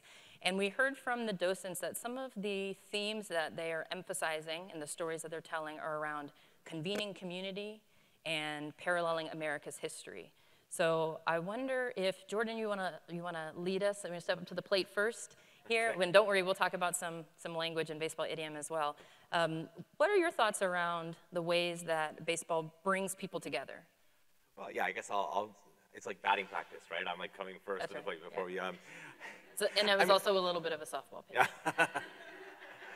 Well, at least for me, what I think is one of the things that's so interesting about the community of let's say, fandom around a baseball team. Well, that's not the only kind of community around baseball. There's communities of players, there's communities of people who work in baseball, et cetera, et cetera. But when I think about the community of fandom, which is the community that I'm a part of, I think it's interesting sort of like how chosen of a community it is, right? I mean, many of the communities that we're part of, we are born into. You know, we don't choose our family, we don't choose our history. We do on some level choose our team that we root for, and yet our commitment to that, I think for most of us, emotionally, I think it feels, is it okay to say this? Like just as deep as our commitment to our historical communities that we're part of. And I think that can be like a really good learning exercise to think about, like, boy, what does community mean if I feel it so strongly at the same time as I chose it myself, I could have chosen something else. In some sense, it's arbitrary, as I think Jerry Seinfeld said, you're rooting for laundry. Yes, but it matters. Yeah. Clinton, Jordan's speaking a little bit to passion, and you do a lot of communicating with people in various media spaces, on radio and TV and social media spaces, and I think social media is a place where interesting communities convene to bring forward some discussion. Would you share some maybe things that you've seen recently in those spaces that you think is either new or interesting about communities? Yeah, I mean, I think one of the things that's forgotten about baseball is, you know, you can talk about the history, you can talk about the math, but in the sport itself, the communal context of how it exists, everybody has to watch two people do one thing, and that is a very interesting relationship in terms of how it forces you to understand the concept of team and the concept of performance and the concept of a failure in, you know, the communal sense. And I think that's a large part about why people attract themselves, you know, why baseball is attractive to them, and why it explains about how you have to communicate. There's an umpire, there's a manager, everybody on the bench wears a uniform. You know what I'm saying? Like, there's a very different communication in terms of the basic fundamentals of the game that I think apply to how people relate to it, you know? So the laundry, in one way, is very important in a certain way, because you're not wearing helmets, you know what I mean? You're not wearing shorts, you're wearing pants and a shirt that button and a belt, you know what I mean? Like, it is very much about a sort of very normalized process that I think brings a lot of people together. When you talk about social media and how different people come toward it, everybody is allowed to, like, as a result of all those different things going on, a different part of the game, you know? And that's very much, I think, what attracts a lot of people to baseball. Most people who like baseball probably, I say this all the time, probably don't even know how to score a game, you know, but they enjoy the environment around it. They enjoy the sounds and sights of the game without even necessarily caring what happens. And that's a large part that baseball brings to the American sporting landscape that I think a lot of other sports have not found a way to tap into, and why ultimately it is considered America's pastime is because it doesn't change much, you know, and people kind of like that because people enjoy that in their communities. Speaking about numbers and people not being able to, like, maybe create a scorecard, fill it out, even read it afterwards, know what different annotations mean. We had a lot of people who asked us questions about, as we were working on building prototypes, were we going to bring in statistical data? And we said, well, we want to tell some of these cultural stories. So Rob, I wonder if you can reflect on the types of communities that formed around baseball in Pittsburgh and some of your work that you've shared about those types of teams and people. I'm glad you're not asking me a statistical question. I'm here, don't worry. Jordan's got that covered. You know, I'm much more interested in what sport means to people than the game itself. And when you look at a place like Pittsburgh, where baseball was the sport, was the pastime for quite a while, no longer is, you see that it allowed different groups of people to feel included in a sense of community. I mean, that whole notion of baseball as the ultimate vehicle of Americanization for the children of immigrants, I think is pretty valid. Where that broke down, of course, was over questions of race. And during the half century or so that the major leagues were segregated, Black Pittsburgh created a sporting world of its own, and an amazing one, with 2 Negro League franchises, 7 of the first 11 men from the Negro Leagues elected to the Hall of Fame came from Pittsburgh, and many more ever since. But you look at that community, that Black community, which was fractured by geography, by whether they were the old Pittsburghers who had come from the northern part of the South in the 1890s, who were better off, better educated, and lighter skinned, or those who came during World War I and after from the Black Belt who were not. You saw that it created a sense of community for Black Pittsburgh, which allowed them, as the Negro Leagues formed in the 20s, and had this archipelago of franchises in these northern cities, to feel a part of Black America.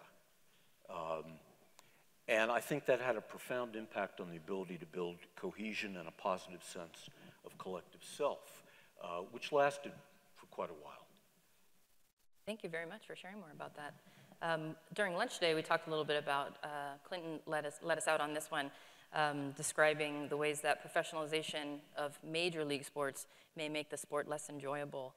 So I wonder if you can because it's predictable, I should say, not less enjoyable. Predictable in the sense of it's routine. There's less variety. There's less excitement over what might happen. And so I wonder if you, Clinton, if you'd like to respond and maybe lead on your thoughts on this, some of the ways that amateur sport or collegiate sport and how baseball formed in those communities or in those spaces tell us different kinds of stories in professional sport.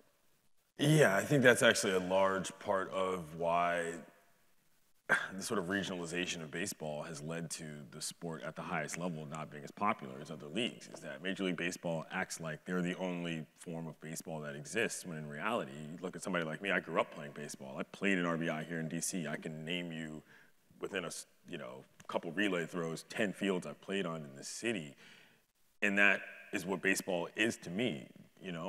People tell me all the time, they're like, oh my God, how do you watch college baseball? I can't deal with the metal bats. And I'm like, well, you must not have played a lot of baseball growing up. I don't know nobody who's playing wood bat leagues, you know what I'm saying, when you're a kid. That's not real. So what are you talking about?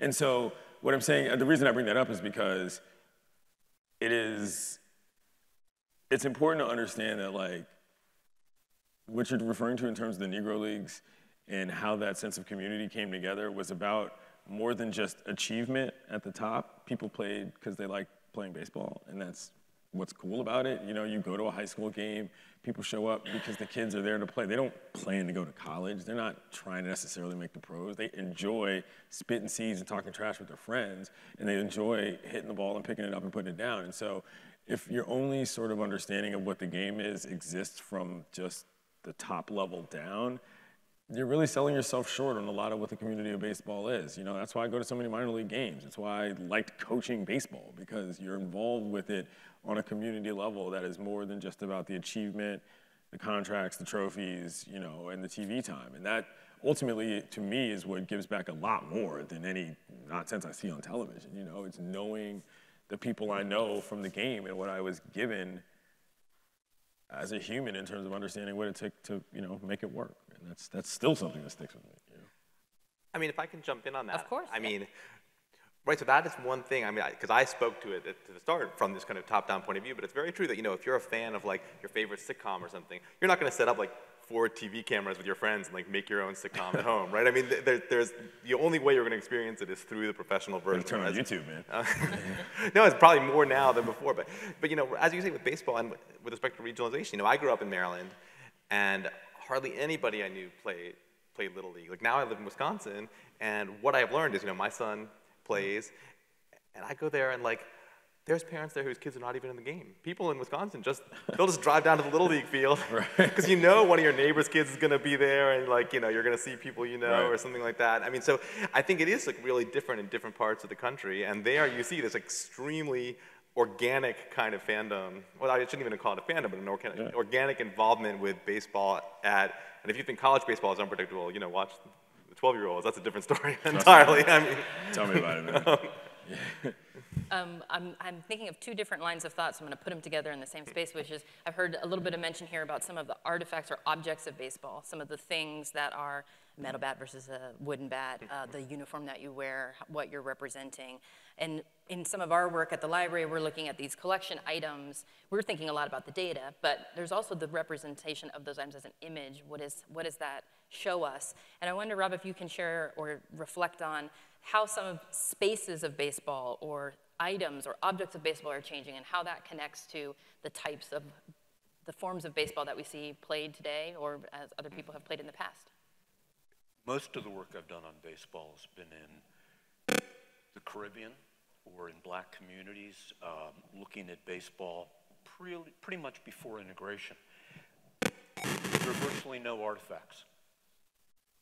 What you have are memories. If you're lucky, you find photos. The amount of footage is scant. I think, the last 25 years or so as baseball has become overcapitalized, there's increasing stuff. But in some ways, to me, it has less meaning. It's noise. The same way I feel when I go to a Major League ball game, which is why I don't feel it's as enjoyable as a minor league or a Caribbean or a Little League game, because you can't even hear the person next to you talk. You feel overwhelmed by it. So I'm probably not the one to answer your question. A way to connect to spaces that may be disappearing or still in place. Go ahead, Clinton. I was there recently, and I wanted to point it out. My mother, who's in the crowd, she's from Kansas City, Missouri, and in Kansas City, the Negro League Baseball Museum is there. Bob Kendrick is the president of that facility, and what it does is, to your point about things being scant, that is very true. There's not a ton, but there is a lot of it there, and what it does that's interesting, and this is not necessarily correlated, I just thought to bring it up. You realize that what it chronicles is as much the history of America as it is the history of anything necessarily baseball related, you know, and that's sort of what, you know, speaking to your point about how sports affects people, you know, one of the first women owners in sports was in the Negro Leagues. One of the first times where they, you know, they played in those outside the US communities first, be it the Caribbean, being Japan, being wherever, you know, and it is scant, but it is not non-existent, you know, and I think that's why collections and things of this ilk are important, because everything at some point becomes scant because you can't keep everything, you know what I mean? But there are collections that do these jobs to keep around what, you know, what people could, and it's really fascinating to look at, you know, at this stage. To reinforce that, I mean, there's a reason why Buck O'Neill was the star of Ken Burns' work on baseball, and I think a much more important figure than Shelby Foote in the Civil War. And Buck's memories and stories and reflections steal the show. Yeah. But it underscores how much your point is that questions of baseball are questions of American history, and perhaps no more so than when it comes to race. First of all, just second the recommendation of the incredible Negro Leagues Museum in Kansas City, which is like, I think, one of the best history museums in America that I've been to. And then it's also to say, I think what you say is very right, and I think, you know, so I teach math, that's what I do for a living, and I find that one way I tell stories about math as a teacher is to tell stories about baseball, because baseball touches math, like through statistics. And in the same way, I think, you know, you teach history, Rob, and I think because baseball touches so many things, as teachers, one of the ways we can teach whatever subject it is, like whether it's history, whether it's sociology, whether it's African American studies, whether it's math, we can teach those through the lens of baseball because baseball touches them all. It's not just the story of American history, but it is the story of American history. It's a story of like all those things put together. And you can meet, I mean, you know, like I meet a lot of kids who don't think they care about math, but they know they care about baseball. They know they care about arguing about which player is better than another. You may, I mean, you know, a kid who's a little kid today, you say like, did you know there was a time when like a black man couldn't go to Woolworths? I'll be like, what's Woolworths? Right there. But if you say like, not everybody could play Major League Baseball, I mean, that's I think that's as meaningful, and kids feel it as keenly today. Yeah, it's a huge discussion in the sports writing world, because I happen to be of the opinion that anybody who played before integration, I'm sorry, you're throwing your records out. Like, I just, as a matter of course, they're not the same. And they don't call it the white leagues, that's right? Like, nobody calls it the white leagues. And that's a huge point of contention because a lot of the most famous players in people's minds ever played long before integration, you know, and so that, yeah, it touches on a lot of different things. But I think the math people get that, by the way. Right. If you talk to the mathiest people who study baseball statistics, I think they understand that there's like a discount that you have to impose, and you can't avoid that. Right. Yeah, and a disconnect. We've encountered this week in trying to bring forms of data that don't match each other, the way, the terms, the pieces of words that we use, the subjects we give things, as professional organizations that categorize information, how there may be a disconnect between the kinds of stories we're talking about, the ways, the oral histories, the discussion, the ways that people talk about baseball or life in general, which includes recounting being at a game or being with someone, meeting someone at a game, knowing where you were when kinds of conversations. So I wonder if any of you want to share anything about the ways you think memory can be connected to talking about baseball, or where you may have recently found something that was surprising when someone did try to describe something to you about baseball. I'll start. I don't know if this is like answers your question or not, but I was just thinking I was talking to a very elderly cousin of mine who unfortunately just died about a year ago, Marilyn Sachs, who was a children's book writer. But one thing, I mean, when I talked to her a couple years ago, she was pretty old and her memory was not completely there, but she was telling me a story I never knew, which is that how she met her husband in the 40s in New York was that they were both communists, and they were on a door-to-door drive, knocking on doors, getting a petition signed for the Dodgers to bring Jackie Robinson up in the minor leagues. And that was like their first date. was going around Brooklyn, knocking on doors, trying to find other communists to like sign this petition to like get Jackie Robinson up to the majors. There are so many intersections there. And that's what you don't even know which one to go with. In Montreal. And they were Jews. You can put that into yeah, there you go. I do a thing on social media. I score every game I go to, basically, and it's for that exact reason. Is that while I'm doing it, it provides a memory of the game. I can share it with other people. People can understand that there's more to it than just sort of looking at it, you know. And I think that that's not oddly, but that is, I think, where baseball sort of scores, pardon the pun, over a lot of other sports, is that there's a memory element, at least for me, that's very different than a lot of other sports. I remember, you know, the way I remember baseball games is by the notation, and there's not necessarily an apples-to-apples comparison for different other sports, you know, and that's why I do it. It's because it's there, it's available. I was pissed this year with the Nats, by the way, like didn't allow their scorecard. You know, they stopped giving away scorecards, and I'm like, what are you doing? You know what I'm saying? I was like, how do you, like you're instantly deleting half of the reason why people are going is to remember the fact that they were there, you know, and if you've got to like pay it, so that is a huge part of baseball in a way that I think is very different from a lot of other sports. I think that connects a little bit also to some of the things we mentioned, just briefly passing by before, ways that some of our collections actually surface exclusions, what's not there, different types of artifacts that might represent types of activities related to baseball, people, even roles. We see a lot of players or baseball cards that represent players.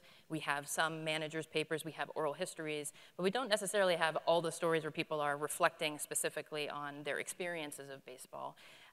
In your respective fields, I have to get a plug-in about this, we have resources that may be useful to you. If you are going to be looking for different types of research or be performing research or wanted to connect with the Library of Congress and its collections, what might be types of objects and or collection items you would be interested in? Putting them on the spot. You know, when I started doing research, it was going through microfilmed newspapers, putting a dime in every time I wanted to make a copy. No laptops, no word processing. And I kind of get angry when I see how easy it is to look at things. The flip side of that, though, we're trying to make it way too easy. When I'm listening to all the stuff you have brought together, I mean, I feel if there was a subject I was interested in, I'd be overwhelmed by the amount of material and information. And it would seem to me the next step is not just to make all that universe of material possible, but figure out how to filter and prioritize so that I can tell my grad students to do it and have high expectations. This week, oh, sorry, go ahead. I think what would be most valuable to me, and I think about this as somebody that does a lot of television at this point, would be able to, if you could categorize how you see things, like if I said, I want to see every homer that happened on July 17th, 1988, you know what I mean? Like around the league or whatever, like those kind of specificities for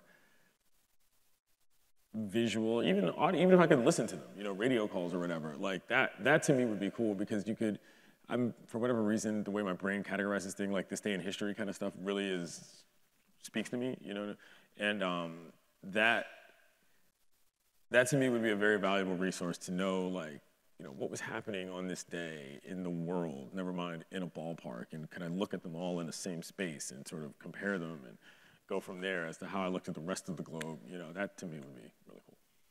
And that's what I love about images of old newspapers, right? Because you read the story about the baseball game, and next to it, you know, there's like a story about like strike breakers and police, or there's a story about like what's happening in Asia or like whatever, and you sort of see like, okay, not just what happened on the baseball field, but the people who were experiencing that in the time, what else was on their mind, you know what I mean? It puts it in context. Well, I promised we would talk about baseball idiom and language. So let's talk a little bit about the ways that baseball is integrated unexpectedly into American vernacular. As someone, Clinton, as someone who's a sports journalist, you probably encounter this all the time and have to find ways to not use sporting analogy all of the time. This is a tough one for me, right? Because I'm also a massive baseball fan that talks in baseball lingo just as a matter of course. So I don't, that's hard. I just realized I did that earlier when I said it's a couple relay throws. That's like a distance of space that I use in my mind, and so that's I'm going to listen on this one. Is what I'm saying. Well, if we think about, maybe let's think about, rather than direct language, like metaphors of baseball, and whether or not baseball, we can understand we're arguing in our exhibit that you can understand American history through baseball, or you can see direct metaphor for particular points in time, or the ways that people organize themselves. Do you have any reflections on that, Jordan?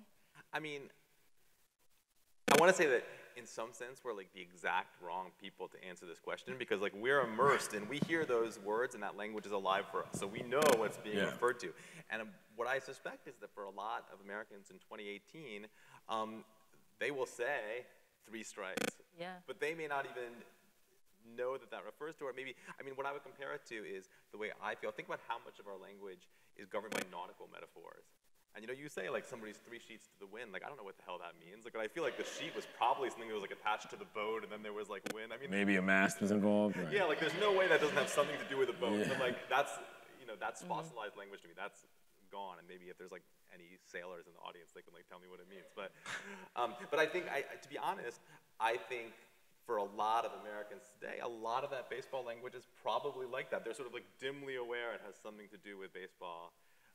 But they can't really put a reference to it, and yet they know what sort of that word means in English vernacular, and you should ask them. That's I want to. Not to mention, let's not just be real about the incarceration policies in this country involving 3 strikes and you're out. Like that's as real as it gets. You know what I mean? In terms of putting people behind bars, vis-a-vis the concept of like a baseball metaphor making sense as to why you should be in prison for the rest of your life is kind of crazy on a lot of levels. I would think of 3 strikes as like, oh yeah, that's a good reference. Yeah, I would like freaking hate baseball if I was in jail for 3, you know what I'm saying?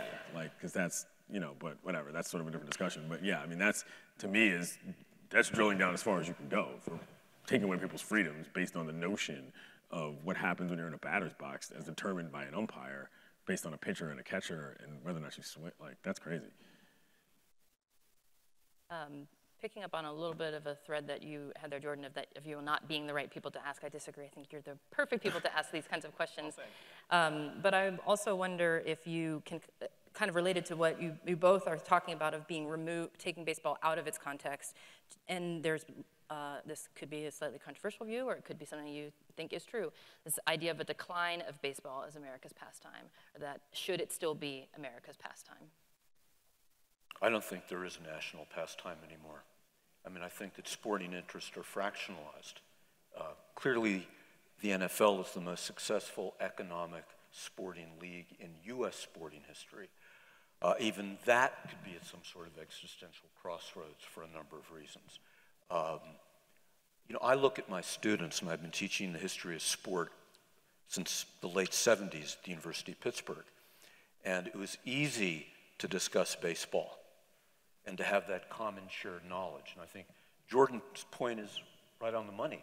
They don't have the language anymore. They don't have the memory. I can talk about Bill Mazeroski and Clemente, and a lot of them, you know, they'd rather I'm talking about Lionel Messi. I mean, I think we're past that point where we have one collective sporting experience that is defined by a single sport.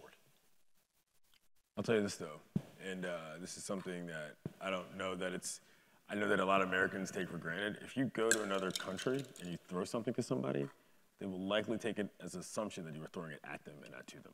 And that is a very interesting thing about how, well, I mean, just, I'm saying though, like, you get my point, you know what I mean, is that like, that on a very interesting base level, whether or not they care about big league baseball or whatever, the simplest part of the game is something that is integrated into our society, where yo, hey, catch this. It's not going to freak you out that, you know, you're probably going to want to catch it and you're probably going to be able to send it back without much of an issue. And that's why I think baseball will not change as the pastime. It will simply exist in a different part of our brains as a sporting level, but what the actions are very much ingrained in who we are in the society. You know, throwing and catching is pretty standard American operation, you know. That's a perfect segue into a question about whether or not, or do you view baseball as an international sport? And I think there's maybe certain places in the world that we think of as connected to the United States through baseball in a professionalized way, but you may also have other reflections that you want to share about amateur or community sport. I mean, I think it's both. I mean, I think baseball, more than it ever has been, is a world sport, but it's also a world sport whose home is the United States. I mean, I don't think there's any contradiction there, that the US is kind of the temple, and I think it's still true that like the greatest world players, their ambition is to not play in Korea, like not play in Taiwan, like not play in Mexico, but to play in the United States. Yeah, and I kind of like about it that it's a different mix, right? It's not like, I mean, the NBA has become a world sport too, but it's like a different mix of countries. Baseball has this kind of like, you know, a sort of a Pacific orientation, right? Where it's like, I wish. I mean, if I'm being honest, like that's going to be the death of Major League Baseball, is being concerned about being too American. I mean, that's really what it is. You look at the culture of the game, you watch the World Baseball Classic where different nations field different squads. You know, you've seen this, you know, with your scholarship on the Caribbean and so forth. It's a totally different concept of what the game even is. You know what I mean? And so from an entertainment standpoint, never mind a participation standpoint, it has to be global in order for it to survive. And that's sort of the large mistake I think that the big leagues is making, is that they're trying to make it very much this sort of puritanical nonsense that's boring. And you know, you go to so many different places and it's more fun, it's a different thing. And it has to be global in order for it to be, I think, real for a lot of people. But that's interesting, when you watch World Baseball Classic, do you feel like you watch teams from different countries and they're not playing in the same style as American players? 1,000%. Oh yeah, like that. I mean, we could break this down on a strategy level. We could break this down on a style level. You could break it down on a communication level. You know what I mean? Just the way people talk, the way that people run bases, the way that people, I don't know, the aggressiveness with which, you know, the strategy with which they use the game. It is very different in different places across the globe, for sure. I mean, Clinton wrote a great piece about this in The Undefeated, about the kind of stultifying conformity of like, the kind of, this is how it's done and it's not done this other way. Yeah. And I'm 100% in agreement with Clinton on this. But it's interesting, I wouldn't say, I mean, I've never noticed that the players who break those rules, I feel like, are like less likely to be American trained. Okay, I'll give you a great example of this. Clint Hurdle is the manager of the Pirates. Clint Hurdle was a #1 pick in the draft. Clint Hurdle hit like 40 bombs in his 10-year career, and Clint Hurdle has been managing in the big leagues for God knows how long. Clint Hurdle is not a good manager. Javi Baez is probably one of the most exciting players in all of baseball. Javi Baez hit a bomb against the Pirates and, you know, hammed it a little, and Clint Hurdle went off about how this is not how you do this and this is not how you do that. And I'm like, yo, Clint Hurdle was a bum compared to Javi Baez. You know what I'm saying? And like that alone, and he didn't appreciate the fact that he was celebrating something he had done well. I mean, that right there showed me exactly all you needed to know. A random white guy who was not a very good player felt the need to scold, you know, a young Latino player who was showing too much emotion for what he felt was appropriate to the game. And that, to me, is a massive problem with baseball, just as a matter of course, in general. You know what I'm saying? Come on, you know what I mean? Like, we're here to have fun. We're not here to talk about unwritten rules. I'll let you slide on Hurdle, but just don't diss Mike Tomlin. Fair. But getting back to your question, the major leagues have always seen themselves as the temple of the game, and they've always wanted to dominate. But frankly, MLB was never the only game of baseball. And 100 years ago, the best white and black players went down to the Caribbean and played winter ball. During the summer, players from the Caribbean came and played either major or Negro League ball, depending on whether they passed for white. The demarcation point is integration.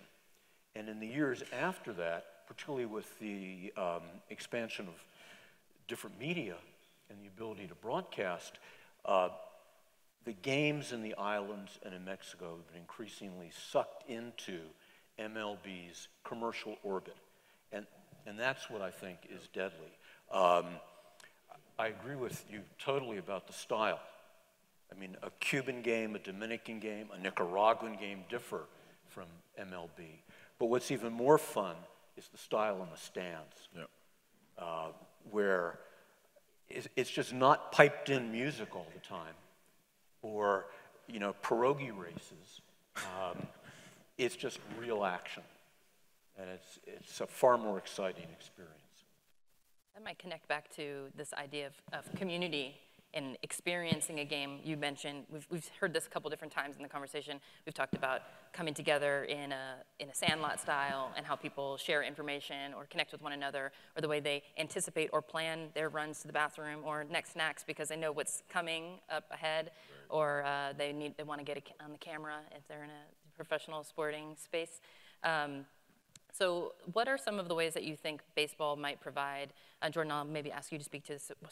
Baseball as an experience provides opportunity for people to come together or learn something new about the place that they are. Well, I think I'm supposed to talk into this now. Is that the implication? Okay. I mean, I'm going to say something like very simple about it, because I think there's this very primal thing where in your life, it's actually pretty rare that you're among like a large group of people whose attention is focused in the exact same place on the exact same thing. That's an uncommon experience. All of us here today, right all now. Of us, right? All of us who are not on our phones, right, are having that experience. No, I mean, okay, maybe this is a little bit embarrassing of a story myself, but I took my kids to the eclipse last summer. Like, we drove down to Missouri and went to the eclipse. And I did, you know, standing there in this big field with like all these people, like all kind of looking up and seeing the sun slip away. I was like, oh yeah, like this is like baseball. Like, like everybody here, like this big, huge crowd, all looking up at this like round thing in the sky, right? Like all in the same place. But the point is, that is not an experience we get very much. So I don't know if that experience, if it's meaningful without actually meaning any particular thing, right? It's like meaningful in this like very primal way that I think it feeds some kind of desire for mass experience that we rarely are offered. I think from an experience standpoint, there's something, I'm not really sure this answers the question, just something I thought I wanted to highlight because of the sort of dichotomy of the situation, but a couple years ago when there were riots, I'm using air quotes for those of you listening on YouTube, in Baltimore, the O's played a game where they locked out the entire stadium. They didn't let anybody into the ballpark, and they played a Major League Baseball game. And I remember thinking at the time, I was at that game, and I remember thinking, because there was, I don't know, there were probably 50 people there covering the game, which is another super bizarre element of this. But I remember thinking at the time, like, yeah, we have really failed as a nation on a lot of fronts if we're legitimately playing baseball games in front of nobody for the sake, you know what I'm saying? Like, for the sake of the game continuing, but the actual experience being robbed because of some concern about something that may or may not happen outside of the ballpark. And it was eerie on a lot of levels. And to the O's credit, this year, they've instituted this thing where you can bring your kids to the ballpark for free if they're under 10, and you can sit up in the crowd because nobody's there anyway. And so I mean, that's not a knock. I mean, that's a legitimate way to get people in the ballpark. And the reason I bring that up is because it was such a stark contrast of how in the same place, different experiences can be so different and can make such a profound impact on a community. And I remember talking to people, you know, around the ballpark on what I call the ghost game, and they were mad. They were like, who does this, you know? And now, you know, Camden Yards is one of the nicest ballparks in America. And to me, it was a very interesting example of the evolution of where I think it kind of needs to be. Like, yo, let people in the daggone ballpark and people will like your sport more. Like, that's pretty obvious. And to me, that's a large part of the experience. It's the biggest patch of grass that a lot of people are ever going to see in their lives in one place, you know, and you should let people experience that. You know, I think the best thing about sport is when you're playing it yourself, when you're participating. The next best thing is when those who are competing are people you know and care about. We get further and further removed till we become these consumers, primarily on TV or on our phone or something, of people who live in different zip codes. And I think if you flip it historically with baseball, between World War I and World War II, there were 400 or 500 independent baseball teams in Western Pennsylvania. You had 2 Negro League teams, you had the Pirates, but the independent sandlot and community teams drew far more people each week than the professional clubs. And a lot of the people who were playing were people who were playing into their 40s or 50s, when 40 or 50 was relatively old. And they were playing in the neighborhood where people could walk to work, walk there after work, throw some money in a passing hat, and either see people they cared about or be a part of the action. And that, to me, is when sport provides the most community. I think we've gotten several steps removed from that. I want to pick up on something that you mentioned earlier, Clinton, and you and Jordan had a little bit of a conversation about this, about some of the greatest players playing before integration, and also the ways that, so we've got a couple of cross-cutting threads here. I have only 2 more questions. This is the second to last. So this is a question that's about what types of patterns that you've seen in history, Rob, and Clinton and Jordan, maybe thinking about the numbers, and what types of, what would you think is the most important type of statistic or form of playing baseball or pattern from players in the past that we've lost in today's game? Math, man. Oh, I mean, if you really mean statistic, then I think the answer is nothing. I think the statistical richness with which we understand the sport today is just like vastly greater than it was at any point in the past. So I actually think we have everything we had in the past. So the like numbers are consistent over time if other things have changed. I mean, well, apart from the fact that, as Clinton brought up, there's like differences in playing conditions, like literally who was allowed to play and who the competition was and who was pitching to you. So that obviously is something that you have to do separately from a numerical computation. But I think, the age of statistics that sort of really gets started in like the late 70s, early 80s, like when Bill James goes big and sort of makes this a mass market thing. Does everybody here know who Bill James is? Is like that just a random, I'm leaving if people don't know who Bill James is. I'm just going to walk out. Okay. I mean, Bill James is the guy who brought kind of modern statistical analysis of baseball. People were doing it, but Bill James was the person who was like, I can sell my books in the B. Daltons and Walden books. Maybe nobody knows what B. Daltons and Walden books are either. Okay, whatever. Further away from the relevancy. He was the guy who had the kind of quixotic belief that like, I can make this like a mass market thing. And now, you go to Miller Park in Milwaukee, there's like OPS and WHIP like on the scoreboard, on the big diamond vision. It's like right there for everybody to see. I did not think I would see that happen in my lifetime. Right. And I'm of the party, maybe it's obvious that I would be, who thinks that's an unalloyed good for baseball. I don't think that replaces our fandom with spreadsheets or number crunching. I think it just adds, it doesn't subtract. I'm really interested to hear what you think about this in terms of the way the statistical forms of baseball have sort of overtaken, between launch angles and exit velo and all this other stuff. Like, I imagine this is not very popular in your world. Well, I stopped understanding math after Woodstock and a lot of other things. Wow, what'd you take? When you look at all the stats, you just don't have that for black baseball. Right. You don't have that for the Caribbean. You're using a ball which would have been thrown out if, was scratched or hit the ground once in the majors. These guys might have played most of a game with it. They're playing with terrible lighting on fields that are not going to give you a true hop. So the statistical stuff for that era mean little to me. That Joe DiMaggio can say Satchel Paige is the toughest pitcher he ever faced. Or when I would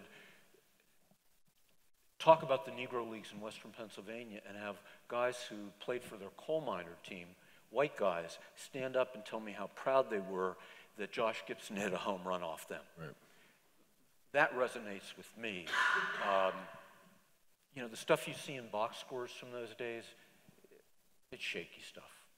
Right. And when I watch a game now, the fun part is the stats are part of the game in the context of it is part of the notation, it's part of the record, and like I said, I keep score at games, so that's sort of different than statistics, obviously, but that's a part of the game that I'm not gonna say I don't care about because that's not true, but it is behind the action, and but that's also why it's cool, because you would never, you don't remember these things, that's what they're there for, but the most important stat to me is always the one that everybody forgets about most, which is runs scored. The player who scores the most runs on a team is typically the best player on the team.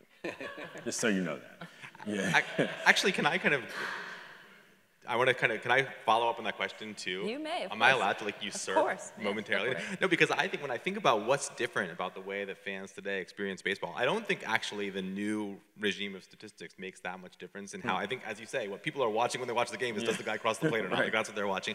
But what I think is truly different is to the extent that people's interaction with the business of the sport is part of their fandom. I mean, and you brought it up when you talked about how it has become more distant and more of a consumer operation. I mean, it kind of blows my mind that my son, who's 12, he loves playing baseball games on his phone, and he has one game where he's like the hitter and a little pitch comes and he sort of tries to hit the phone at the right time to make the bat hit the ball. But he has another game where he's like the GM of a baseball team, and he has like, and he thinks of both of those as baseball games on the phone. You know what I mean? And I do think that for this generation of fans, thinking, okay, like, how many compensatory draft picks am I going to get if I trade this player at this time? It's part of what they're thinking about, not just like, is that third baseman going to like be able to like get over into foul territory and have to make that play? That's a little bit foreign to me. And to me, I think that's, I'm curious what you guys think about that as in terms of this next generation of fandom. League manager is sort of what you're referring to, and there's games that are based solely on that, you know, where you're not even playing, like video games, you know, like on actual consoles, you know, where that's all you're doing. That, I don't do that. Personally, I mean, that's not a knock. That's this just is not like the old man portion of the program. Well, no, I mean, complain about the. I mean, well, to be fair, I'd say the reason I don't do it because I'm not smart enough to get a handle on it. I mean, that's what it comes down to. I mean, at the end of the day, I like playing because that was the easy part. Figuring out this other nonsense was hard, you know. So that's not for me. Okay, one last question, and I'm going to connect it back to our collections at the library. We recently digitized Branch Rickey's papers and released them so anyone could explore them. And we heard a lot of feedback publicly from people who were surprised and excited to see different kinds of information within the scouting reports and correspondence. And my question is, what is an enduring myth that you think you would like to either dispel or you recently myth-busted yourself about baseball? Ooh, that's an interesting question. You can take your time. Well, I think a story worth noting about Branch Rickey that may not necessarily go in the myth context, though, is that I'm not going to say that integrating baseball was not the most important thing that he did, because I don't believe that, but people don't know that Branch Rickey tried to start a third league. Like there was a National League, there was an American League, and he tried to start the Continental League. And I always think about what would have happened if that had been real. You know what I'm saying? Like if he had that managed sounds like a great pilot. If he'd managed to pull that off, like we're just some third league where the big leagues were now, you know, there was, I don't know, insert 15 more cities where there were just big league teams now that would have gotten sort of subsumed into the larger thing. I think about that all the time in terms of who he was, because it was more, like he wasn't just some dude trying to get, you know, one brother into the bigs. That wasn't what he was. He was a totally larger baseball mind in terms of so many different things from a business and a growth standpoint, and that oddly gets forgotten a lot, you know, which understandably, obviously, Jackie Robinson's importance to America in the game of baseball is huge, and Branch Rickey's involvement in that was major, but that dude was much bigger than that in terms of the specificity of the sport and trying to grow it on an expansion level in terms of squads. Well, not to pile on Branch too much, but you know, I think whoever described him as the person who taught Machiavelli the strike zone was on the money. And you know, I thought you were going to talk about the fact he built a farm system in the 20s, which monopolized hundreds of kids for the Cardinals. You know, Branch Rickey gets a lot of credit, and I think a lot of it has been demolished for integration. He's not doing it over a social conscience question. He's doing it to monopolize talent, win championships, and improve the bottom line. And you know, to me, a more interesting proposition would be, what if they had brought in Negro League clubs in the late 40s? And the Negro League clubs, after integration, which witnessed their fan base crumble overnight, petitioned Major League Baseball, bring us in as a high minor league. MLB didn't even answer. And you could, you know, if that had happened, then you wouldn't have the Al Campanis movement in 1987, where there's no black managers, GMs, front office, or ownership. And we're a little bit better now, but not all that much. Not by much at all. Well, thank you so much for chatting with me exclusively. Let's open up to questions here in the room. Oh, we got one. Ready there, enthusiastic. So we have some microphones we're going to bring around. Hi, Charles Martin. Thanks to Rob Ruck again for your blurb on my book, Lawyer Ball. I'd like to make a statement and a proposal regarding the stultifying conformity of baseball, the existential turning point of baseball. I suggest that they have the same, they relate to the same problem and they have the same solution, which is that baseball, thanks to the major leagues and to the Congress in whose library we're sitting, is one of the few legal economic cartels. And Mr. Yates, the Continental League would never have succeeded because baseball would have used its 1922 Supreme Court exemption from the antitrust laws to kill it. This is how economic cartels behave. They do not innovate, they kill competition. And the way to solve the existential problem of people like Rob Ruck no longer enjoying going to baseball games taking 3 hours, kids not knowing who Mazeroski and other people in history are, is competition. You introduce competition, you will save the game. The game is great, it's hard to kill, but Major League Baseball and Congress are doing their best to kill it. Is this where we applaud?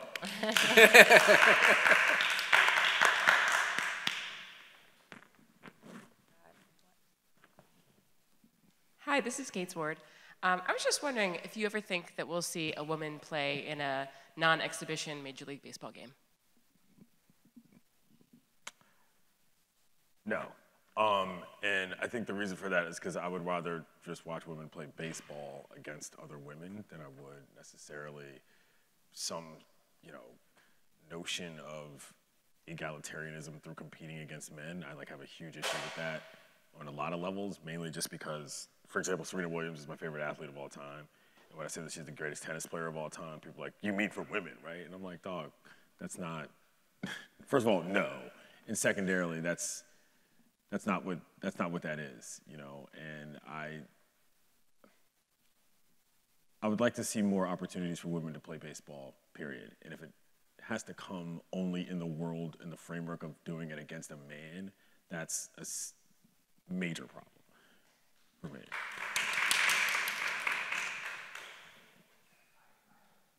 Questions relating to the exhibit upstairs.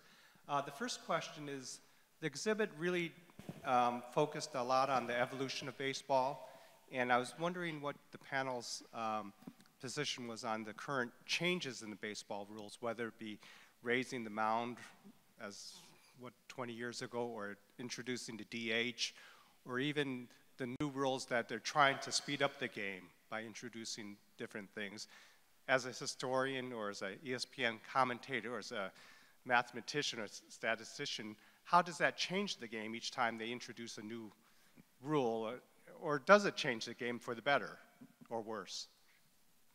I mean, I'll just say this, as a mathematician, I value elegance a lot, and I think this concept of having a runner start on second base is the most cockamamie thing I've ever heard. I can't even say that whether it would make the game better or worse, it's just ugly, and I don't like ugliness, so I oppose it on that ground. I went to a game in Nashville probably a month ago, and if you don't know this, in AAA, they've got pitch clocks, and it's 30 seconds between batters, 15 seconds between pitches, 20 if there's a runner on base. And okay, whatever, conceptually do I have a big problem with this? And I realized that my only issue with it was that there's clocks on the field.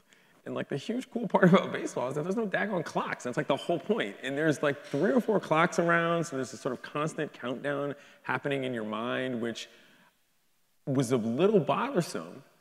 But then they played 9 innings, or 7 runs of the game. That bad boy was over in 2 hours and 15 minutes. I was like, whoa, okay, maybe I can kind of deal with this. And so I'm not really sure, because on the surface, it's annoying, but it worked, it kept it moving. And if that's what your goal is for baseball, then sure. But my position on this has always been that it's the nature of the game, batted balls and so forth, that what happens during the course of the game is what changes people's excitement, not just the length of time.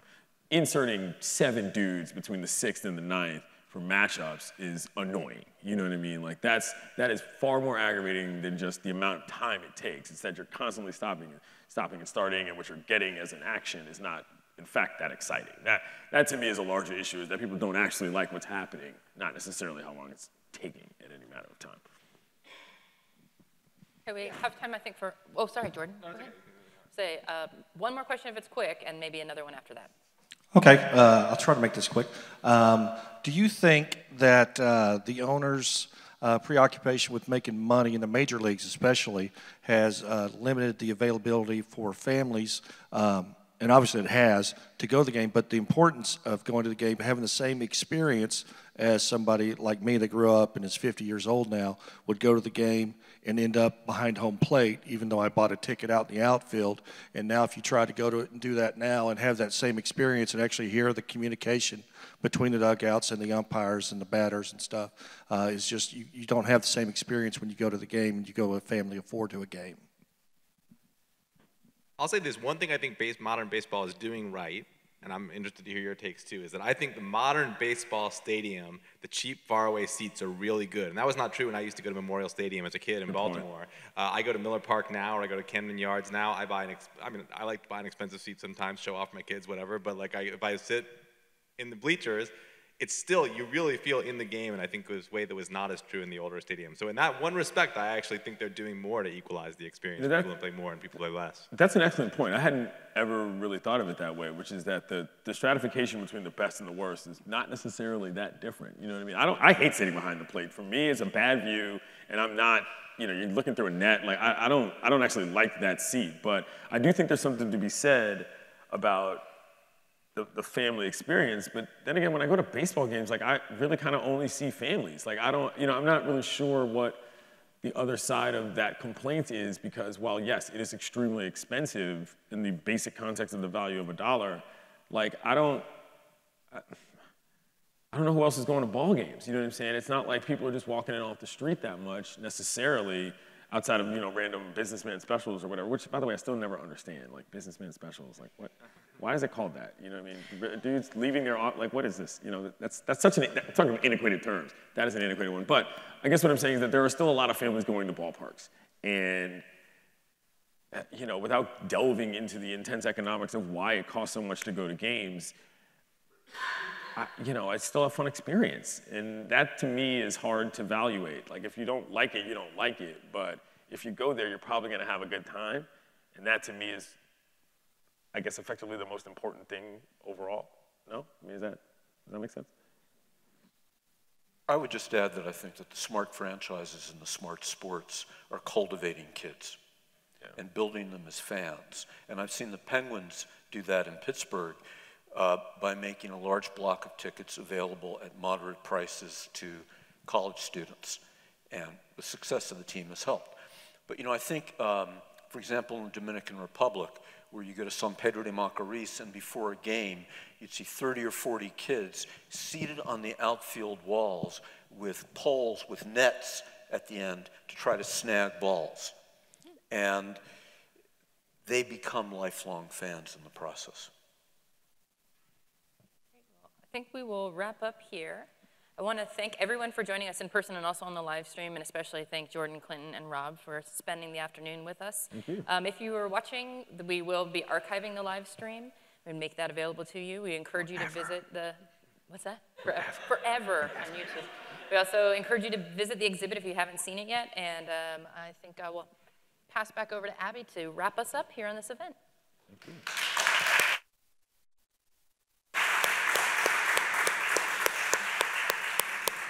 Well, thank you so much. That was such a great conversation. I wish it could be hours longer, but I don't know.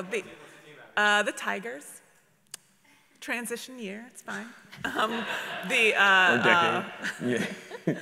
But this is just a very short wrap-up, just to thank everybody that came. Thank everybody from the JSTOR team who's still around, who really made this week very just packed with, I want to use baseball idioms, I just can't think of them, but it was a really, really wonderful week, and I think this conversation just put a big exclamation point on it, and I just want to thank everyone for coming and tuning in, and thank you, Megan, for moderating that nice conversation. Thank you, Megan.